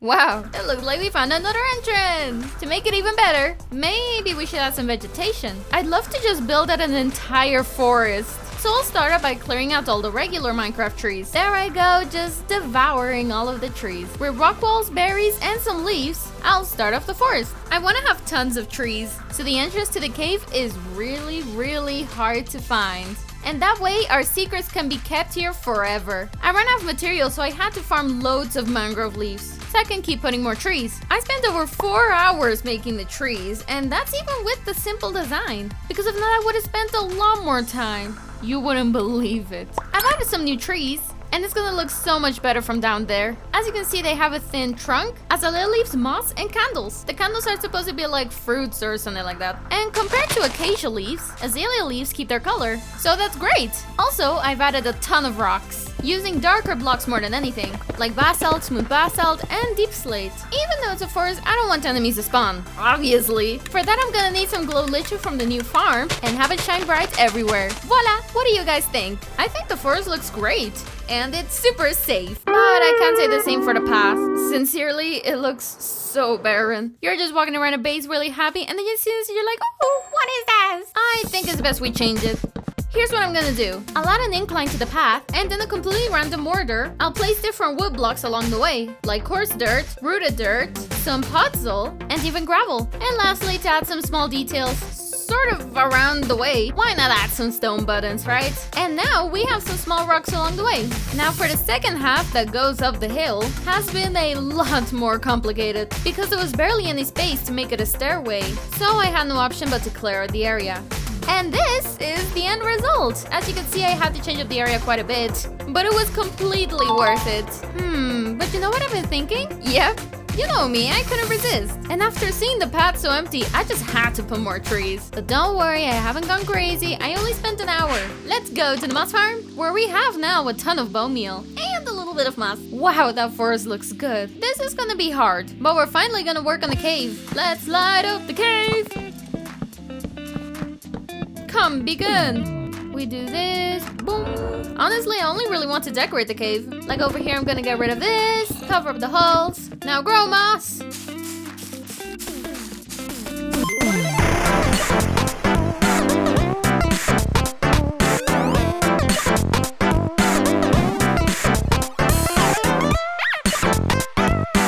Wow, I may have gone overboard. It's everywhere. Next step, water. This will help get rid of all the plants in the middle, so we're left with green dirt.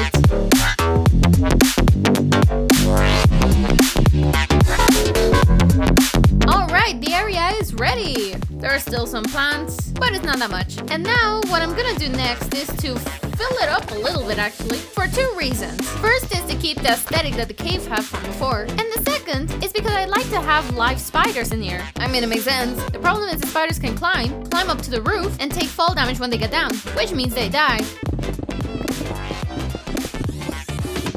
I have kept the secret! In my base, I have a secret that nobody knows of. If we go down this trapdoor, wow! Now, pretty much I have a farm for this specific block. And since they take an eternity to regenerate, I made a little area for them in the base. Even so, I still need to find the cave, because I need these blocks. Whoa! Wait, you know what? I think I'll keep him. So phantoms just decided to spawn. There's another one here. I think I'll put him in the cave. Yeah, I'm gonna try it. Ooh, another one.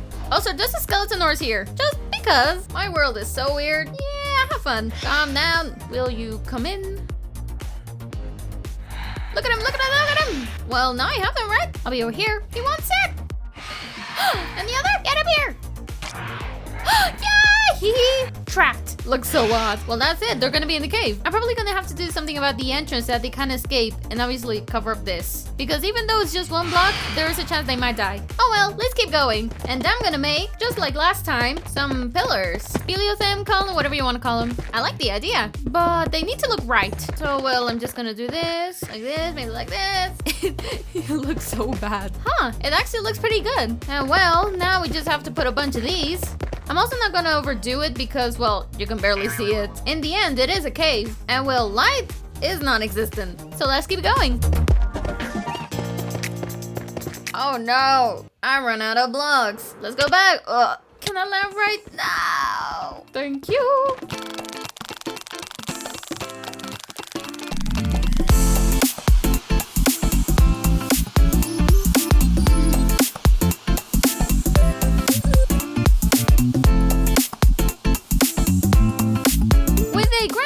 total of 80 days dedicated to this project. This is what it's starting to look like, with all of the trees and the decorated path, and even the cave that is starting to look a lot more like a cave. But I did say this was gonna be a spider cave, so where are the spiders? I bet you can't figure out what we're gonna do next. Right again, we're going into another cave. I'm kidding. It's impossible for you to figure it out. All the way here at the plateau, looking exactly for this, a mine shaft. Wow, it's been a while since I've been in here. Hi.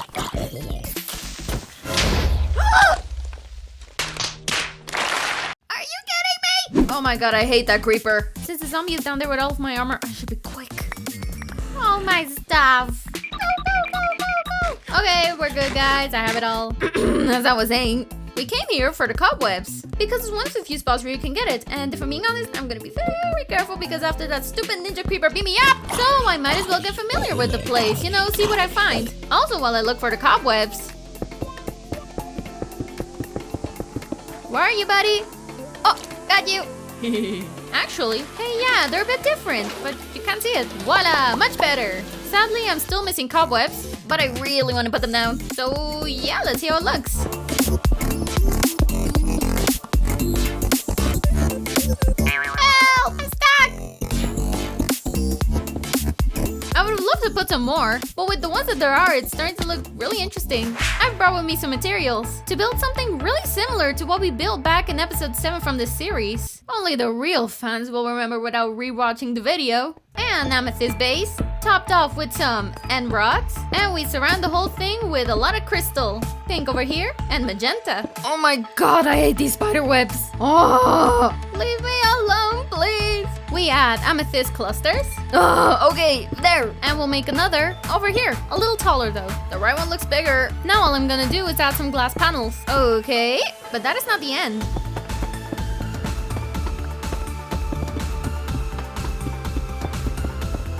Ta-da-da-da! A throne. Now just to make 2 diamond blocks, and you know it, we're missing the thing. I'll add some basalt. I love it. And the 2 diamond blocks right behind, just like that. And the diamond is only decoration. I have done it. Oh, I love the entrance. I think it's wild. Well, the coffins are done. They look pretty good. Now we need some leather. And I think over here I have some cows. Oh yeah, look at all the leather. And back to the base, because we need to do something else. And that's to pick up all of our treasures. Meow. We place them. Shulkers empty. And the chests are completely filled up. And who's gonna lie, it looks really cool. But actually, I'm gonna leave all of these items here. And quick reminder, the most valuable ones in my world. And I'm just gonna leave them here with no protection. Don't you worry, because we're going to solve that. Let's get some red wool, some redstone blocks, mud, sludge, I don't know anymore. I think I'll take some more. Let's get going. Stupid cobweb.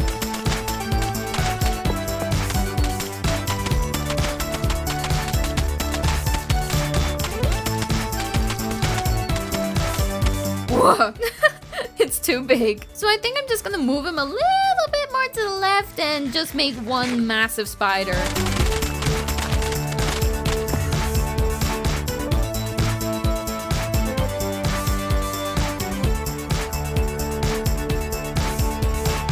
Oh my god.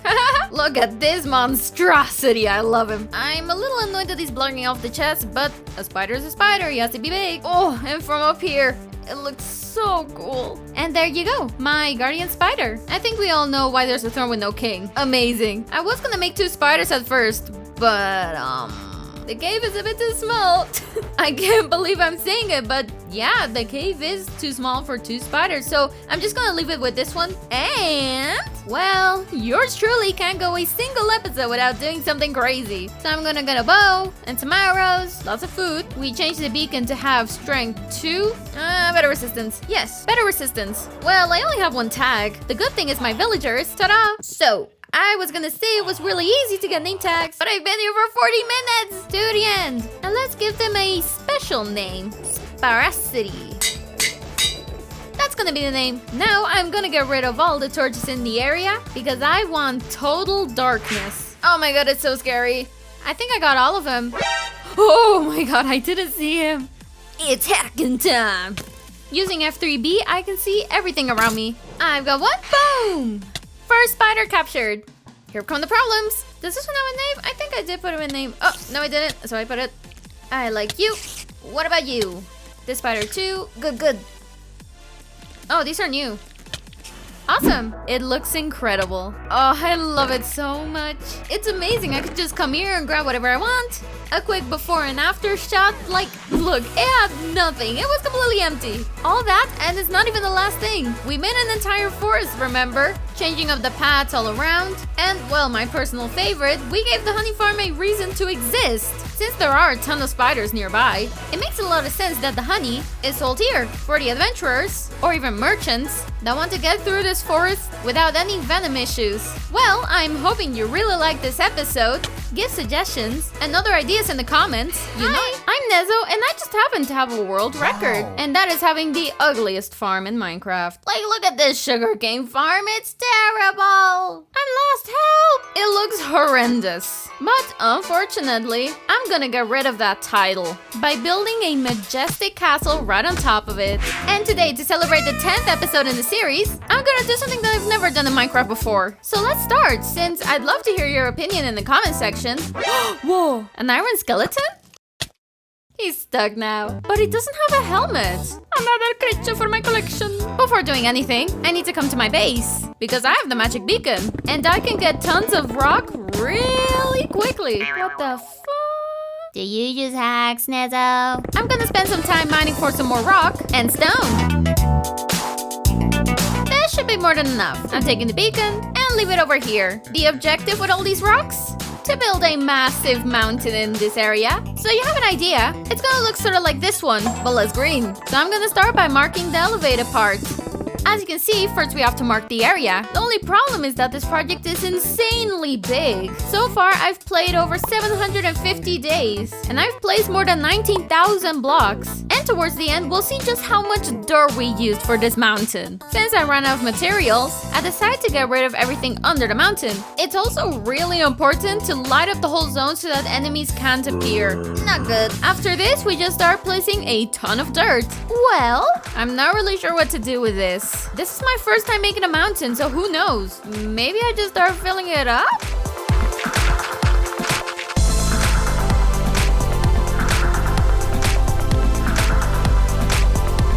To make the entire mountain, we used over 25,000 blocks and more than 4 hours of non-stop work. So no, it wasn't fun. But the end result?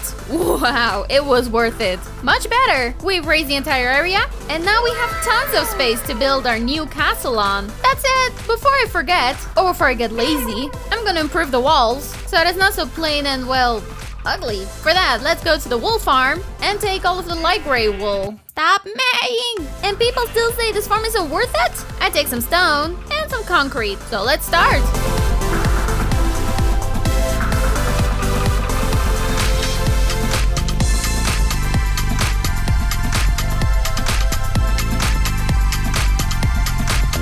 An important change to the...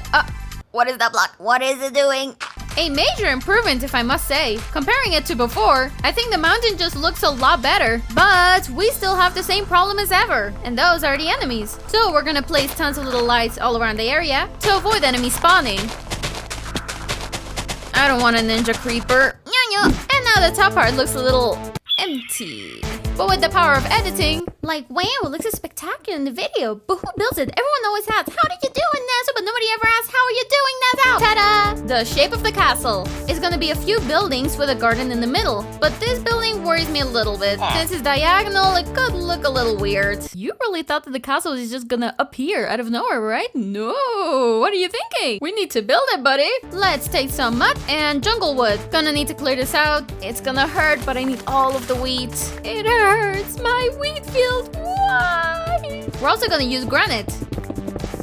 Let's start building. The corners will have granite and fill up the rest with mud. Alternate blocks in the corners and fill up the rest of the walls with mud. Seriously, I ran out of mud and tons of deep slate.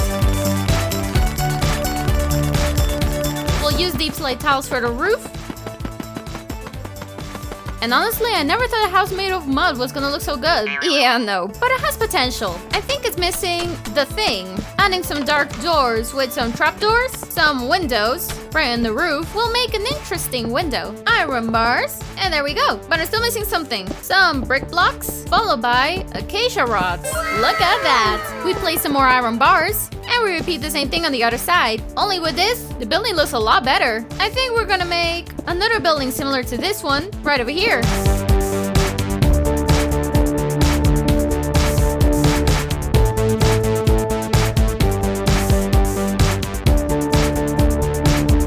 What the building looks like. And on this side, I wanted to have more of a church vibe. Also over here where we're missing blocks is because I was planning on making a really tall tower in the middle. There really is no reason to, but I might as well do it right. And I think it will be a really good idea if we start building the tower now. That way it doesn't look so weird. And for that, we're gonna need concrete, which we can get using this very lime machine. White concrete, calcite, diorite, and we're gonna build. I'd like the base to have more grayish tones that slowly start to transition into lighter colors, up to the top part which is completely white.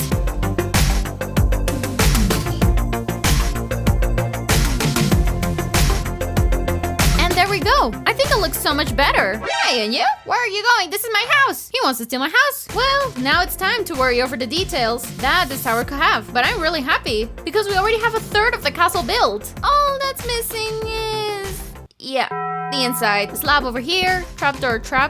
We're gonna make a hole, glass panels. We got 1, 2 trapdoors, open trapdoors. Looks magical, I like it. On this side, something different, since we'll make a balcony. Just like this, it looks nice. A little wizardy, but on the other side, we'll do the exact same thing, but we'll use fences instead. This is the result. I don't think I'm gonna change the tower anymore. I think it's detailed enough. Go away! If there's a rule that every castle follows, is to have a curtain wall. And mine doesn't have one. We can use andesite, loads of deep slate, you already know why, stone, and off to the mines. Seriously, why do I never have the materials that I need? To get just a little bit more of... oh my beacon. Okay, I think I'll just have to get it the regular way. So slow! The first step is to build a gate, followed up by some walls made of tough blocks, andesite, and stone. Something simple. I don't want to go crazy. I'm also gonna use deep slate, in hopes of making the wall look a lot more detailed. And also these little areas that I don't know the name of, but every castle has them, which were used as a lookout for archers. So this is what it looks like, but it doesn't really make sense unless I give it a gate. That looks a lot better. Using white concrete, the diorite, and I don't have calcite. Ugh, really again? Well, I'll have to look for geodes. Why is it never easy? What is this? Ooh, a chest. All right. Well, nice. Okay. What do you think? Should we go in or is it too risky? I'll read the comments. I hope this is enough. All right, well, let's build over here another tower. Similar to the other one, but the base of this one is gonna be a lot wider. As you can see, the first tower has a complete gray base. Small windows, a roof made of dark oak, also quite a bit of deep slate, and that will give us a row of oak. Tower finished, and it honestly looks really good. And now with the power of editing, wow! The power of editing. But surprise, it didn't build itself. Let's quickly go to the end, where we're going to repair all of our tools. You guys miss a lot of these trips, and it's the real reason why the episode takes so long. So if you like it, support the content. Let's go! Now something different, for which we'll need different materials. Like for example, black stone. I think this will be more than enough. It's gonna be a little hard to build because of the structure, but it's not the worst thing ever. For the base of the library, we're gonna use all of the black stone that we just got. I want it to be a very dark building, to contrast the colors of the others, which is why we'll combine the black stone with mud. And lastly, we'll combine all of this with deep slate, which will make it look like a gray gradient. For now, this is the result. And now, I need more deep slate.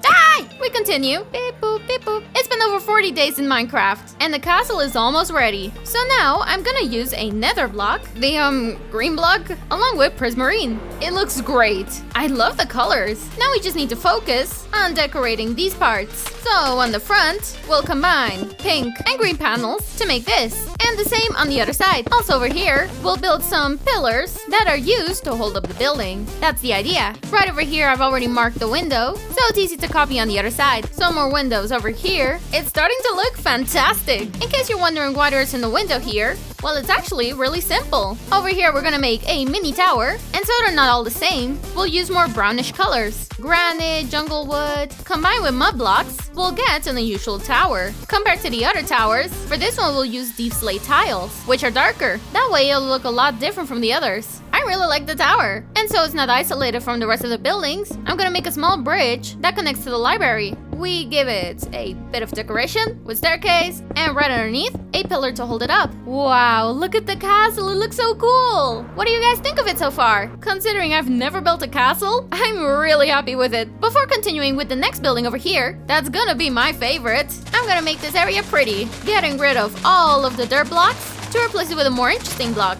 Now there's just a massive hole. Whoa, whoa, whoa, the difference. The ground looks so much better. Now to finish off the front part, maybe we should build some sort of shed over here? More or less this size, because in the middle I have way too much space. And since I don't know how to decorate this, I think a shed would look pretty good here. Jungle doors and the mangrove roof, I don't think it looks bad at all. Now it's time for the final part of the castle. And that will be the tower that goes right over here. Since the tower is going to be square shaped, I like it to look a little different from the others. Which is why for the base we're gonna use tuff and cobblestone, and then afterwards have it transition to andesite. This tower is gonna be the most important one of them all, which means it needs to look immaculate. For that, we'll be making an incredible rooftop completed with deep slate, accompanied by 4 other towers made of mangrove wood, jungle, and mud, which results in a beautiful combo and a lovely sight. And each one will be crowned by a mini tower made of dark wood.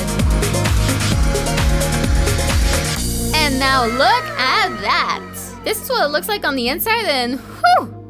Aside from being really tall, which will almost instantly grab your attention from any point in the village, I must remind everyone who's king. You, peasant, you know who the king is, right? Right? It's tax day, give me your gold. The audacity. To give it a little bit more detail, I'll make a window over here, and the main door over here. Yeah, I think I like it. This is what the castle looks like now, and it's honestly amazing. I just need to put some doors over here. And well, for the most part, I think the castle's pretty much done. I don't really see any empty spots, so I guess it's done, right? So I guess I'll just make a path.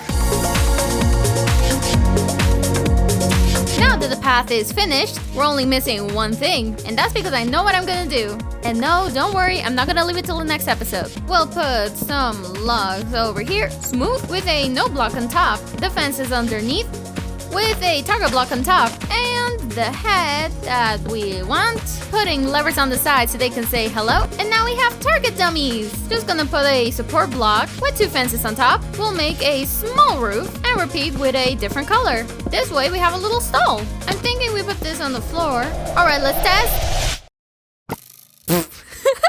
After 50 days of work in Minecraft, and after having used a mere 58,000 blocks in the entire castle, we can proudly say that I no longer have the world record of the ugliest farm in all of Minecraft. In its spot, we have this incredible castle. For it being the first castle that I've ever made, I think I did a great job. What do you guys think? Also, I want to know, what exactly do I do with the buildings? Because, yeah, it's empty. We have done a lot of crazy stuff in this world.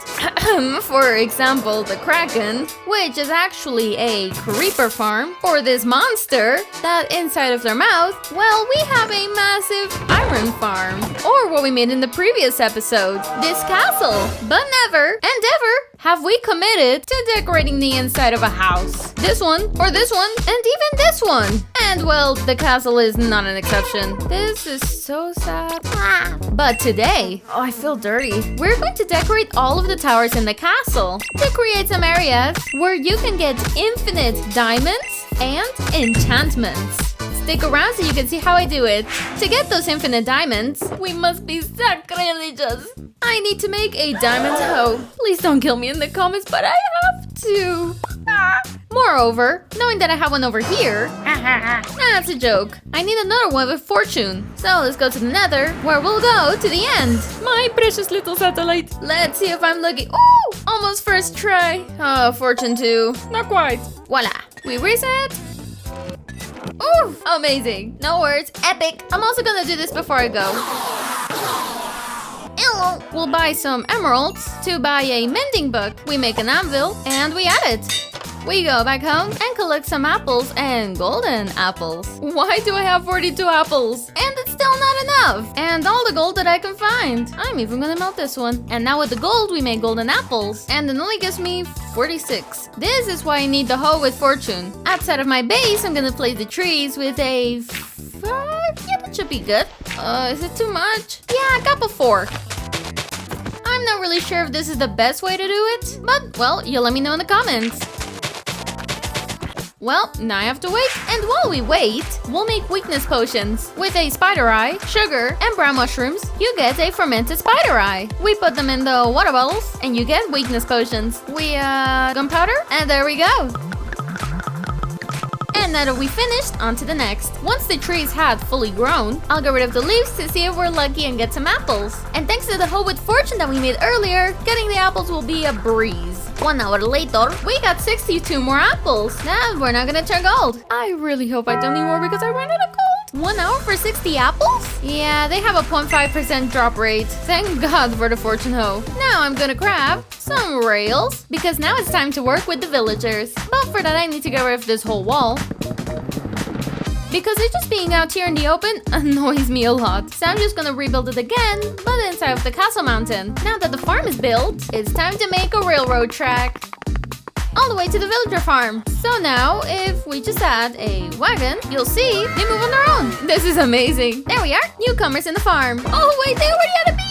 But I haven't even finished the farm yet. What are you doing here? We drop some water in the hole, and we get some kelp, where we'll be using the trick for infinite water that I always run out of. Ooh, you're in a big rush, buddy, aren't ya? And there we go, the bubble current. And now that it's turning dark, I'm gonna go into my cave to take a sword. Ooh, this was really good. Now I'm gonna look for a zombie. I think I found him. That has stuff in his hands. I'm keeping that. This zombie's unique because it never disappears, which is phenomenal for me to transform the villagers. Come on, fella. What are you doing? The rail's blocking it? You are so dumb. Yeah, he won't come. Are you a donkey? Also, if I do this, he gets stuck? Okay. He's just stuck. Mojang, fix your game. They're like those ants in the videos. All right, looks like the zombie is in his spot. All right, let's test this with the villager. That doesn't want to get in the wagon. There we go. Hey, buddy. He went past the line. Hit him. Ooh. Well, the mechanism works just fine. Come here, boys. Oh, what? Over on this side. Okay, there we go. There he goes. Okay, he gets here. Over the right. What I'm about to do is a bit dangerous, but I'm gonna try it anyway. We're gonna give him a sword over here. All right, grab it. Yay. Now let's see if this works. Now we should start to take him out. Yes. Now we have another one locked up. Down goes the minecart, and there they go. Pretty couple, eh? This is a masterpiece. Instantly. All right, now for the real test. Let's see if I can transform all of them with just 1 potion. So loud. Well, these 3 zombies in a little while will turn into villagers. Oh, he just transformed. There's the achievement. And since what they're selling me right now is a bit too expensive, 19 papers for an emerald? It's expensive. So back to the machine they go. And another potion, and that'll be it. Ooh, this is looking very interesting. Now I can get bells for 1 emerald. It's so cheap. Oh my god, a diamond toe. This is amazing. So I've made this circuit. That way we can get all of the villagers into the castle. And with the same trick as before. There it goes. I really hope it works. Wow, it's going fast. No issues at all. And he's gonna be staying in here. At least for now. Ooh, a diamond shovel for 1 emerald. My god. A diamond pickaxe for 1? Diamond axes for 1? With the way things have been going, I'm gonna be a multi-trillionaire. We put the villager in. We transform him, another transformed, and the last one. Potion, and we cure them. Today is day 818, and I need a minimum of 60 villagers. So this is gonna take a while. Transformation! Bing, boom, bam! Finally, we've got rid of all the villagers, and these two. They just had an accident. So now we can get rid of this hideous thing, but pretty functional, since it was literally a trading hole that we built on the first day in just 5 minutes. Which is also how we got the pearls to get to the dragon. Incredible lore. And as you can see in my experience bar, I've spent quite some time with the villagers, and the castle garden is starting to fill up. I'm also quite scared with the villagers dying. So my idea to get rid of that problem is by building something on the inside. And since the crazy amount of villagers that I have here are warriors, what if we build build a smithy, armory, and a forge all in one. That way the villagers will have somewhere to work and not have to bother me at all. I'll grab some basalt, and why not? Another trip to the Nether. With these materials, I'm gonna replace the whole floor. It looks so funny from above. We put some basalt, and completely random, we'll put regular basalt on top. Because if you place it the other way, you wouldn't really notice it. Upward. Now this looks like a smithy, but I can't say the same for the walls. Well, just have to make the walls look darker with deep slate combined with mud stripes. Okay, we just covered up some of the floor, but well, it happens. And more deep slate. And repeat. We'll finish off the roof with more deep slate. It's pretty small. And now using blackstone, we'll build some columns with polished blackstone for the details. We build an arc, and in the corners, a wall. Different kind of blackstone with slabs to make half blocks. And repeat on the other side. And well, this area looks a lot more elegant. In the Nether, we're gonna get 5 buckets of lava. And the part that we just made, we're gonna get rid of it. Ah, what efficiency. We put down some campfires, and we let the lava just fall right on top. And now it looks awesome. But these are Minecraft villagers, so maybe having lava isn't a great idea. So using iron fences and some stone walls, we can ensure their safety. What's a forge without lava? Not in my world. Now to craft some furnaces to turn them into blast furnaces. So right here in this hole, which I have to destroy again because I don't plant things, we place down the furnaces while we put the blast furnaces right on top. And now that the essential part is done, I think it's missing the thing. We'll put down slabs as a table, which also work as shelves. We put down trapdoors to have a small water area, some grindstone with a small chest, 2 anvils under, and a few more in the shelves. But I'm not sure it's a good idea though. Some chains with a little bit of light, more slab, and 4 armor shelves. We get rid of the workbenches from our buddies, and we'll put them right here in the middle. Smithy benches, even in the floor, and it's already starting to fill up. Now that the forgers are all united in the same place, I wonder what happens if you give them diamond armor. Really cheap too. And we leave them over here. If I'm being honest, the armor and the item frames gives the place the personality that it needs. Even though on the outside, the building doesn't really look the spot. But whatever, the villagers are happy, I'm happy, so it's all good. Now I just need to wait for them to go to work. Voila!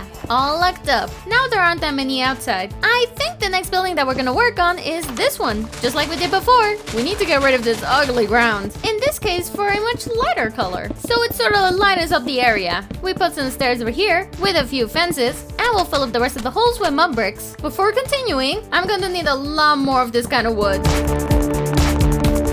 which we're gonna use to make really tall pillars. Ooh, maybe here we could put like a staircase that takes you to the 2nd floor. And that using trapdoors, we can make a little balcony. Now we just need to finish the wall, and we'll put some little tables in these corners. And another one over here. Put some chests, the workbenches, more storage space with barrels, and that's something sort of new. And I'll use netherwort to decorate. Oh, and I'll put a plantation over here with netherwort, obviously, and signs that will look like pots. And right over here, we'll put a poster. It's perfect. Now look at the change. I'll even put some oak trapdoors with a chest, some netherwort, a little barrel, and a table. So now it looks unique. Another one over here, and the other table over here. And in this area, we're gonna do the same. Sort of like this. And so this wall doesn't look so barren, we'll put some trapdoors and some columns where we'll put dark oak blocks and a painting. Wow, it's amazing. We'll finish off the frame. Normally, you're not able to put a block in front of a painting, but since I'm a pro, wow, look at this area. And we're still missing the roof, which I think will look quite good with some light colors. So we'll start off the roof with this small uphill, interchangeably with jungle colors, all the way to the end. Oh my god, it looks spectacular. But I have an idea. And when I get ideas, they don't tend to be the good kind. It's a bit crazy, but I think it'll work just fine. But for this, I'm gonna need tons of obsidian. So I'm gonna spend some time over here. And now I'm just gonna put down a carpet over here. And you're gonna flip out in 3, 2, 1. Ta-da! And now we have a magic carpet. Honestly, this trick was totally worth it. Let's see if they want to work. Locked up. Now we only have 2 little villagers just walking around. So what I'm gonna do next is to work on the library, since there are over 36 enchantments that I don't have yet. And since we're at it, I really want them. So before building it, I'm just gonna have to build out the area. I'm gonna add an extra floor, so now there'll be 3. Through this path you'll get in, and in these spots we'll put all the villagers, and we'll fill them up. Well then, it's time for the fun part, the part where I get all the enchantments. Well, now it's time to see if I'm actually lucky or not.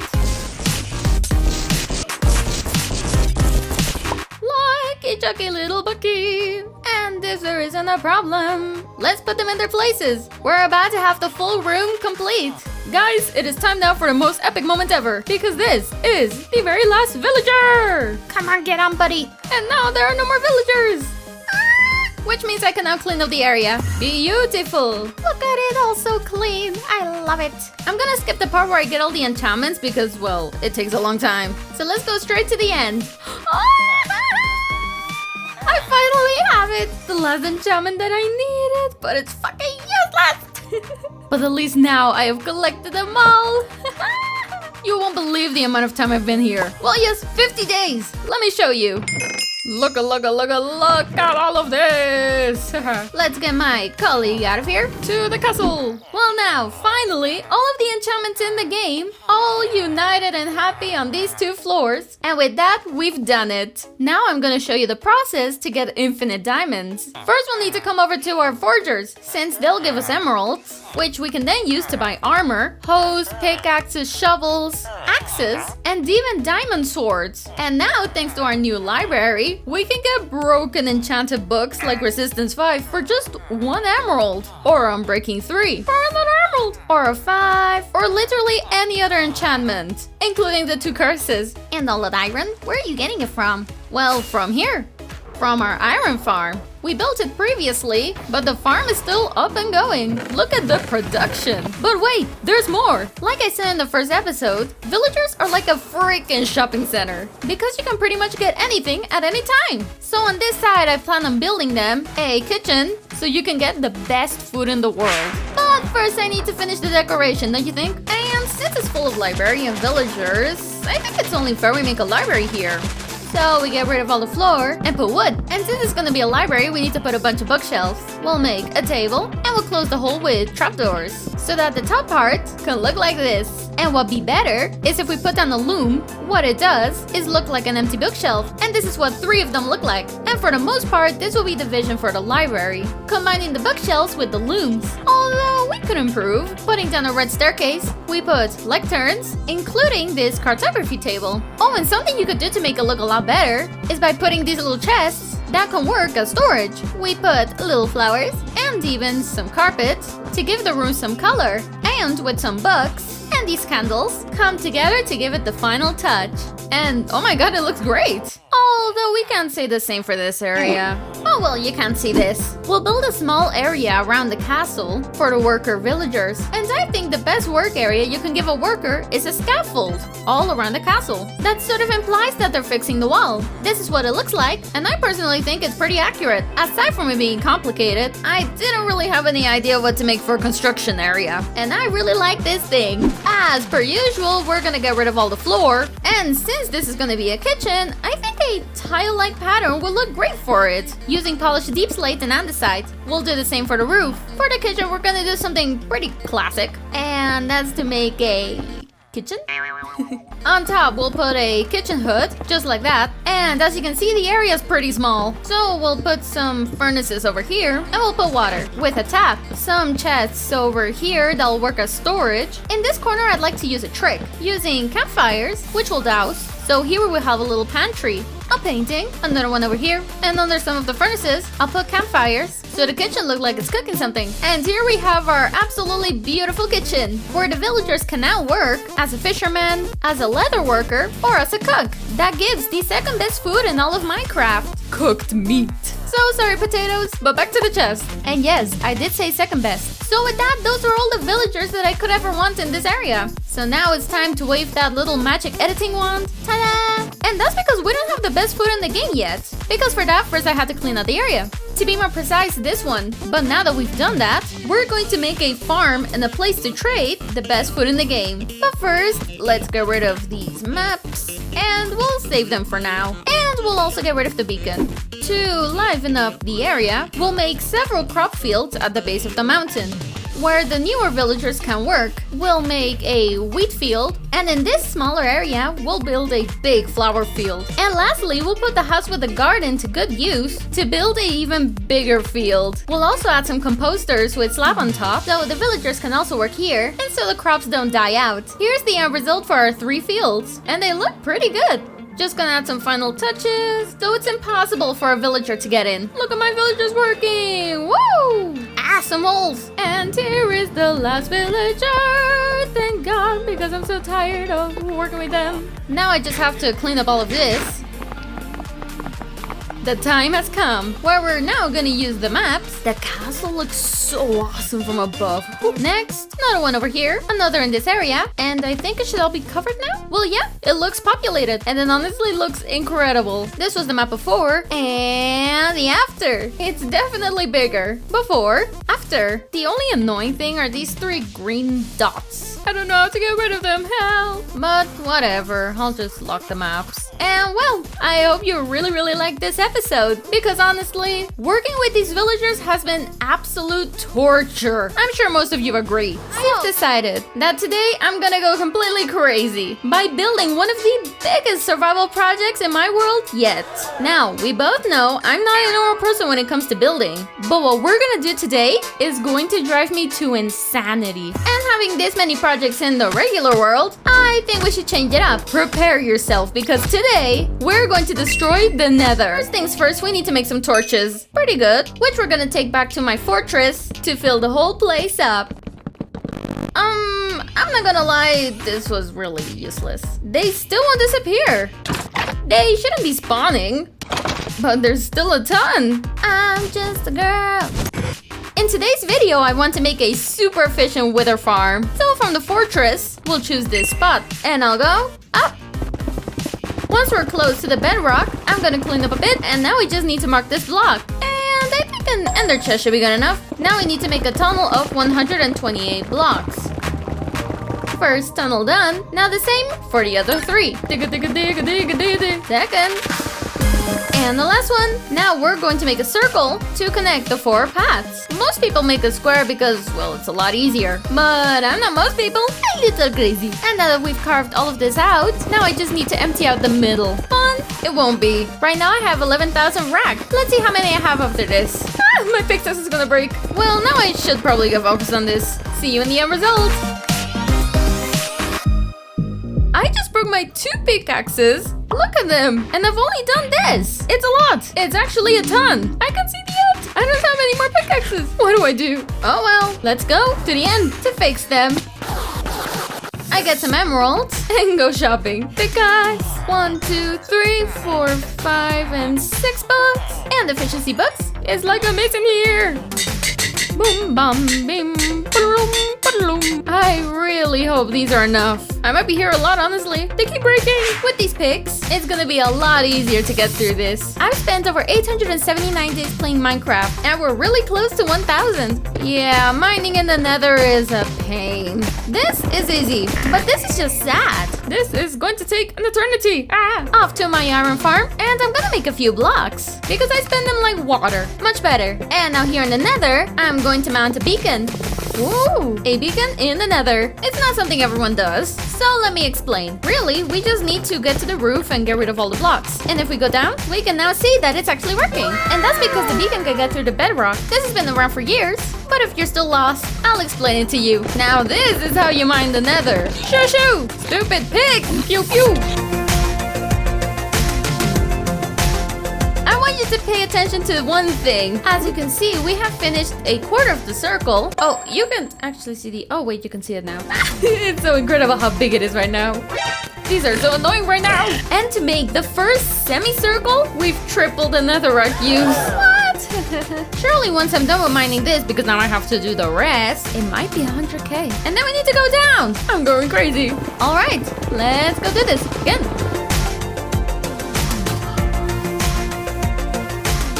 This is what we've done so far, and all of this is what we just did. But look at my pig! And I thought this was more than enough to finish the rest. The travesty. I guess it's time to buy more pigs. 1, 2, 3, 4, 5, and 6. Attention everyone, for now, here is my army of pigs. Oh my god. I don't think I've ever used this many pigs. And now that we're back, we just need to mine the rest. And then that whole bunch over there. I wanna die. In this time lapse, we spent over 3 hours and a half, used and wasted 19 diamond pickaxes, and mined over 100,000 netherrack. And about 5k basalt, But who cares? You wanna know the worst part? I'm still not done. In case you didn't know, because what I wanna do is get this whole circle down to the lava. I don't want a single block in the ceiling. There's the roof, and here is everything that we have to mine. Crazy? I was crazy once. They locked me in a room. Let's not get ahead of ourselves. And since I'm tired of mining, I'm just gonna leave all of this here. We'll take a little bit of redstone. And where's all my redstone? And this gives me 16 pistons. Ah, there we go. Wouldn't you know? I'm missing redstone. So, off to the mines. Oh, wait, not this one. Alright, this one. How did I end up here? I'm scared. What? This is under my house. It looks so cool. Oh, look, there's a portal. Ooh, chest. Wow, real good, eh? There's another chest. Ooh, this is nice. Maybe. What just happened? I'm scared. Well, there's a lot of stuff here. Maybe I shouldn't mess around. If you guys like this video a lot, I'll go in with guns a-blazing. Why do I even say these things? Whoop! Ah, the skeletons are bugged. Now who will win? Ah, it's a surprise. Now this is interesting. We just found a bugged skeleton spawner. Redstone. Nothing else to do but just go right ahead and work through it. With this, it should be more than enough. Now looking at the crazy amount of diamonds that we have, it's honestly incredible. I'm rich. We go back to the Nether and back to our wither farm. Here, we're gonna count 9 blocks, another 9 here, and write the coordinates. Same with the other one. On the ceiling of the Nether, we'll mark those 2 points. See all of this bedrock here? Well, we're gonna destroy it. I'm gonna go crazy. But luckily, there's a method that makes this a lot easier. Lever, 5 redstone on each side, and we fill it up. Boys and girls, what you're now looking at is a creation from hell. With this machine, we'll have eaten all of the bedrock. Oh my god. And the worst part is that I'm missing all of this.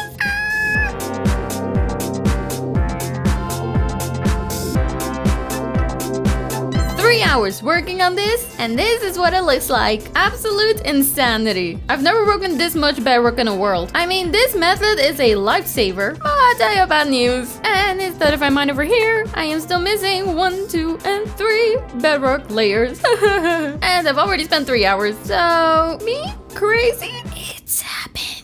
But well, it'll all be worth it because you guys will like this video a billion times, right? So I'll stick around, just finishing it. I can see the light! That's torture! This is the last one! Yay! Woohoo! Let's clean this up really quickly. Oh my god. We've done so much. Wow. I've never done anything like this in survival. Have you ever seen anything like this? Crazy. Let's go back really quick to my iron farm because I'm gonna need a lot of buckets. Just how many? Yes. I think with this we're sort of okay. Although the buckets are actually for later. You'll find out later. Because next up, I need to lower this entire circle down to the bottom. Not the inside, just the outer ring. 100,000 blocks mined, and I'm still missing a lot. Woo!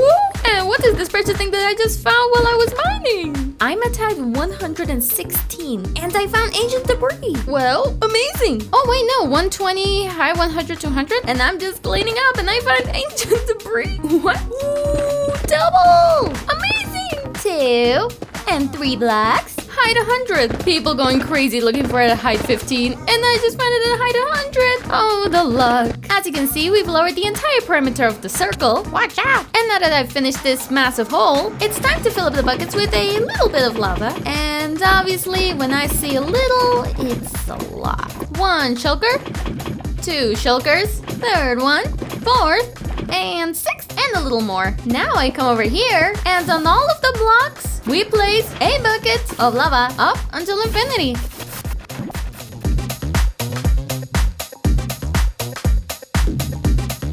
One hour later, and this is the result. And it looks pretty impressive, I'm not gonna lie. All of the walls are covered in lava, and if we go down, we've pretty much trapped the entirety of the Nether in a wall of lava. It's crazy. We're here in the end, where now I'm gonna turn this hell machine on. A lot of hellish machines, don't you think?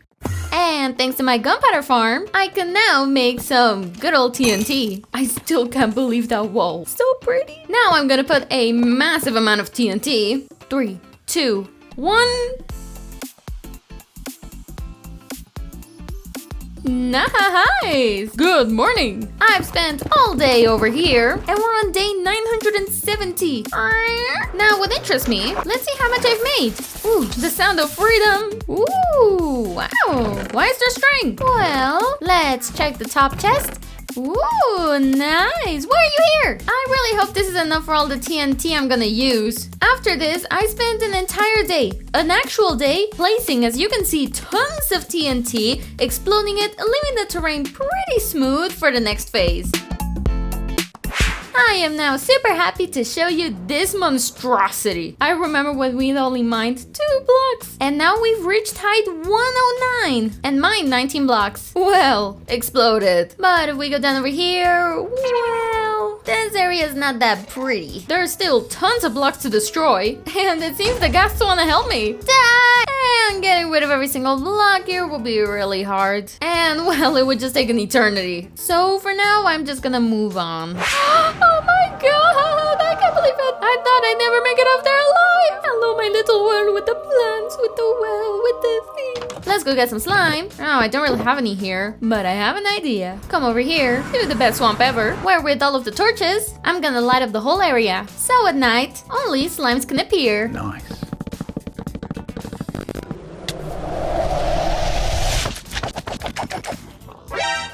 Wait, what? Don't even think about it. Come, follow me. Yeah. You stay there. I should keep looking for slimes. What the fuck? I'm not even using the right mic. I've already gotten 2 of these. By the way, here's the slime situation. Pretty good. I'm gonna make this man stay here. I'm getting really lucky today. I've never even seen these creatures before. Or am I one of those that don't collect them? With all of these snacks, this should be more than enough. Hey, hello, friend. I need to get these corals, but they're so pretty. I don't want to. I must, though. This should be enough. Now we make slime blocks, detector rails, sticky pistons, some stone blocks, iron trapdoors, more levers, redstone repeaters, and lastly, observers. With this, we've got it all. It's time to make our hell machine. This is my first time making it. I hope it works. Now if I flip the lever, this should work. Please, please, please, please work. Good. I think it works. This machine is now in charge of destroying the rest of the world. And it looks like it works. Now it's time for a big time lapse, destroying everything with these machines, which should be pretty easy.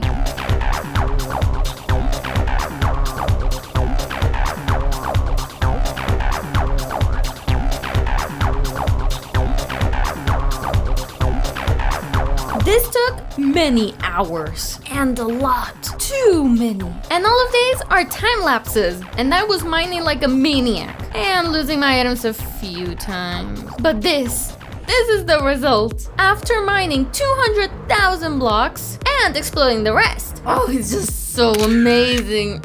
It's so good. I like it. A small reminder, regular Nether, with its mountains and its stuff. A little too much mountain. Tra-la-la. Whoa. What is that?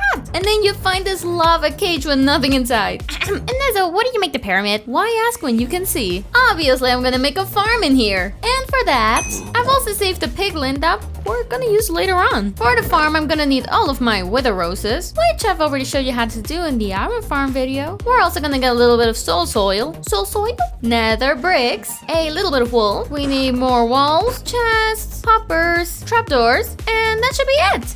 Nice. From inside the fortress, we go 9 blocks to each side, and we connect it all with a platform, which we need a block like soul soil for. I'll explain why a little later. The platform should look a little bit like this, which means it's now time to use our ultra weapon. But not you. You're too far. Bye.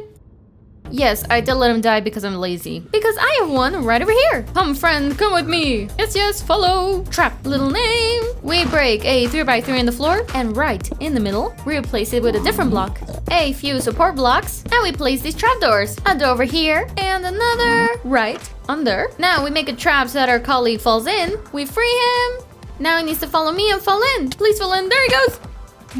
A tough one. And before getting rid of everything, We put a pole in his head. That way, he won't escape. One fence over here. What on earth cursed me to get rid of all the blocks? Now this whole entire place is bugged. Seriously, I can't see where I'm placing anything. Finally, now we can lower the thing. Do you remember now why the soil is so important? That's right, so we can put our wither roses. That will poison anyone that touches it. Except, what you think? Our amazing friend the withers. Oh, there he is! Our first victim. What's he gonna do? And he fell. What a guy. And now he's trapped in here. Ooh, look at how he falls. Look at him fall. Hey! Oh my god. No, wait, I'm gonna die. Goodbye, thing! Now, using nether brick, we place 5 blocks outwards. Oh, so now you want to be the protagonist, eh? There. And moment's gone. There, I can continue now. Now we just need to make another platform using nether brick, 5 blocks going out, then using any rug on top of it that you want as long as enemies can't spawn on it. Nezo, are you really putting inflatable carpet in nether? Yes, sir. I'm crazy. It doesn't really make sense, but we're doing this so the game can detect that, for example, a wither could spawn here. But because it's carpet, it can't really, so it spawns it in there. Which means that the farm would improve a little bit. After losing my stuff, I get to lose another hour, getting an identical sword to the one I had, with all of its enchantments and stuff. The villager thing doesn't really make sense. 5 minutes later, and I have a super ultra good sword. You wanna know the best? I have 2 swords! And an axe. What would usually take several days to do, it only takes me 5 minutes. It's amazing. Now it's time to test this beauty. Let's start. The first dead in the farm. Nice. Another? This one I'm gonna put it over here. Another one? Those are 3! This makes it 3! Oh my god, how they died! Another one! I can't believe it! 2 over here makes it 5, 7, 8, in 3 minutes! Oh my god, this beauty! I've got 8 more. Oh, there's 5 more! I have enough for 4 withers! So pretty, so lovely, so precious. I think I like it. I only need to do one more thing. And that is if I go under the end portal. We do this, we put soul sand, and the heads. Ooh, it's here, I should go back. What thing? Guys, I don't think it's worked. Ooh, it's so pretty. Hill in the air. But come down, man. Down so I can get you. Ah, really? But like, what did I do wrong? I had it all planned. Let's try this again. Ah, there we go. And if we go over here, dun dun, we have 8 beacons. Which means I can now have a beacon in my house.